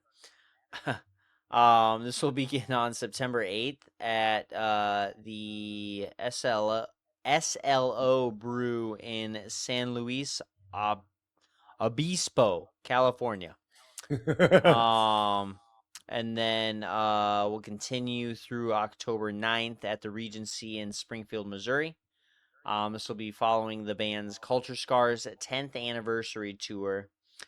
We've got support from a lot like Birds, The Fall of Troy, Murals, Blighttown Diver, and Shai. Shai? I'm not gonna try and Shai? do that again. Shai. Shai? Oh yeah. All right. Yeah, I was overthinking it. But yeah. In August, I think this is all part of their Culture Scars tour. We got them in Texas for a couple days, or for a day, for a matinee show and an evening show. That's Working their interesting. way through. Yeah. And then let's see, yep, in San Luis Obispo. They're gonna be the closest to us in Chicago at the Metro. And then yeah, let's see. They're gonna be at Louder Than Life. That's pretty cool. They're Yep. working their way west again to end up, and then yeah, west, and then bouncing back into Springfield, Missouri on October 9th. So it's pretty cool. Yeah. Yeah, I couldn't see where they were lined up with Fall of Troy other than probably Louder Than Life, I would guess. Or Right. maybe it does say on October 4th they're going to be at Aftershock Festival. Okay. Could be there. Right. Could be. So, who knows? Let's see. We're almost there. Yeah. And this next one, Pennywise have announced a Eastern North American tour this fall. Circle Jerks, H2O, Murphy's Law, Angel Dust, The Dopamines, DFL, all providing support on select dates. Fuck, that's a killer fucking lineup. That's a stacked fucking lineup. I love that. Stacked as fuck, dude. They're starting the tour off September 22nd, Detroit, St. Andrews Hall. That one's going to be with Angel Dust, H2O, and Murphy's Law. I fucking wish I could go to this show. That would be so sick. But yeah, they're going to be going Columbus, Cleveland, Buffalo, Toronto, over to Connecticut, Boston, Massachusetts, Maryland, finishing off in New York for Brooklyn and New York City dates. Oh yeah, a little short tour. That's Yeah. fine. More powerful than a lot of the other tours we were talking about tonight. So Right. Dude, talking about short tours.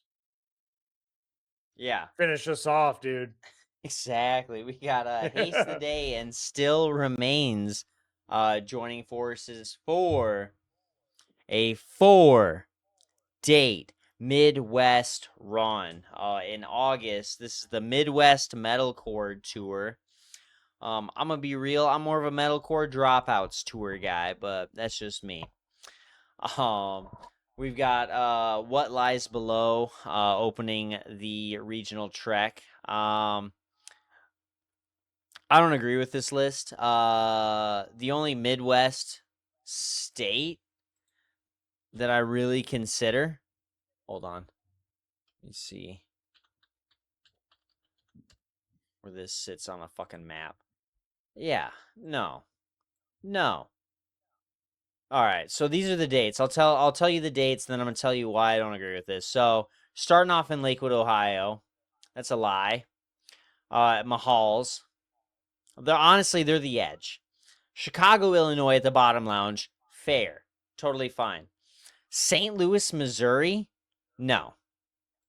That's like South Central, you know what I mean? Illinois, about, Iowa, Minnesota, whatever, but you guys don't count. Missouri is fucking, I don't know, I guess, maybe. And then back in Columbus, Ohio, on August 16th. I don't know, man. It's kind of a stretch for a Midwest tour. If they had like Wisconsin, some Northern Illinois, maybe something Northern Indiana, that's fine. But I think you're just being really biased. stretched on that. I think I am. I think I am. I think you're just being But biased. As much fine. as I fucking hate St. Louis, it is one of my more hated cities. Okay. They are Midwestern, unfortunately. All right, that's fine. I've never been, so I don't know. They're loosely considered Midwesterners. Right. But they're all a bunch of like fucking I said, they're assholes. the edge. Yeah, right. Yeah. Exactly. Hell Yeah. Nice. All right, take us away, Ryan. Let's get done with this fucking episode so we can record more fucking content. Yep. Sorry, guys. It's been a long night. Thank you for sticking it out with us. Please like, subscribe, hit the bell icon if you're watching us on YouTube right now. If you're not, follow us at the Riff Report News. Follow us on Instagram at the Riff Report. Dots in the middle. I fucked that up. Sorry, guys. It's been a long night. You're fine. But we don't do much on there anyway. So I should get better about that. But what are you going to do? Check us out on Tidal for our various playlists. You can check out our tracks of the week. You can check out our fun after hours games. Just search the Riff Report. You'll find us. Reminder that we upload new episodes every Wednesday at 9 a.m. for new releases and artist news. Every Friday at 6 p.m. for after hours. For now, stay loud, stay angry. We'll catch you in the pit.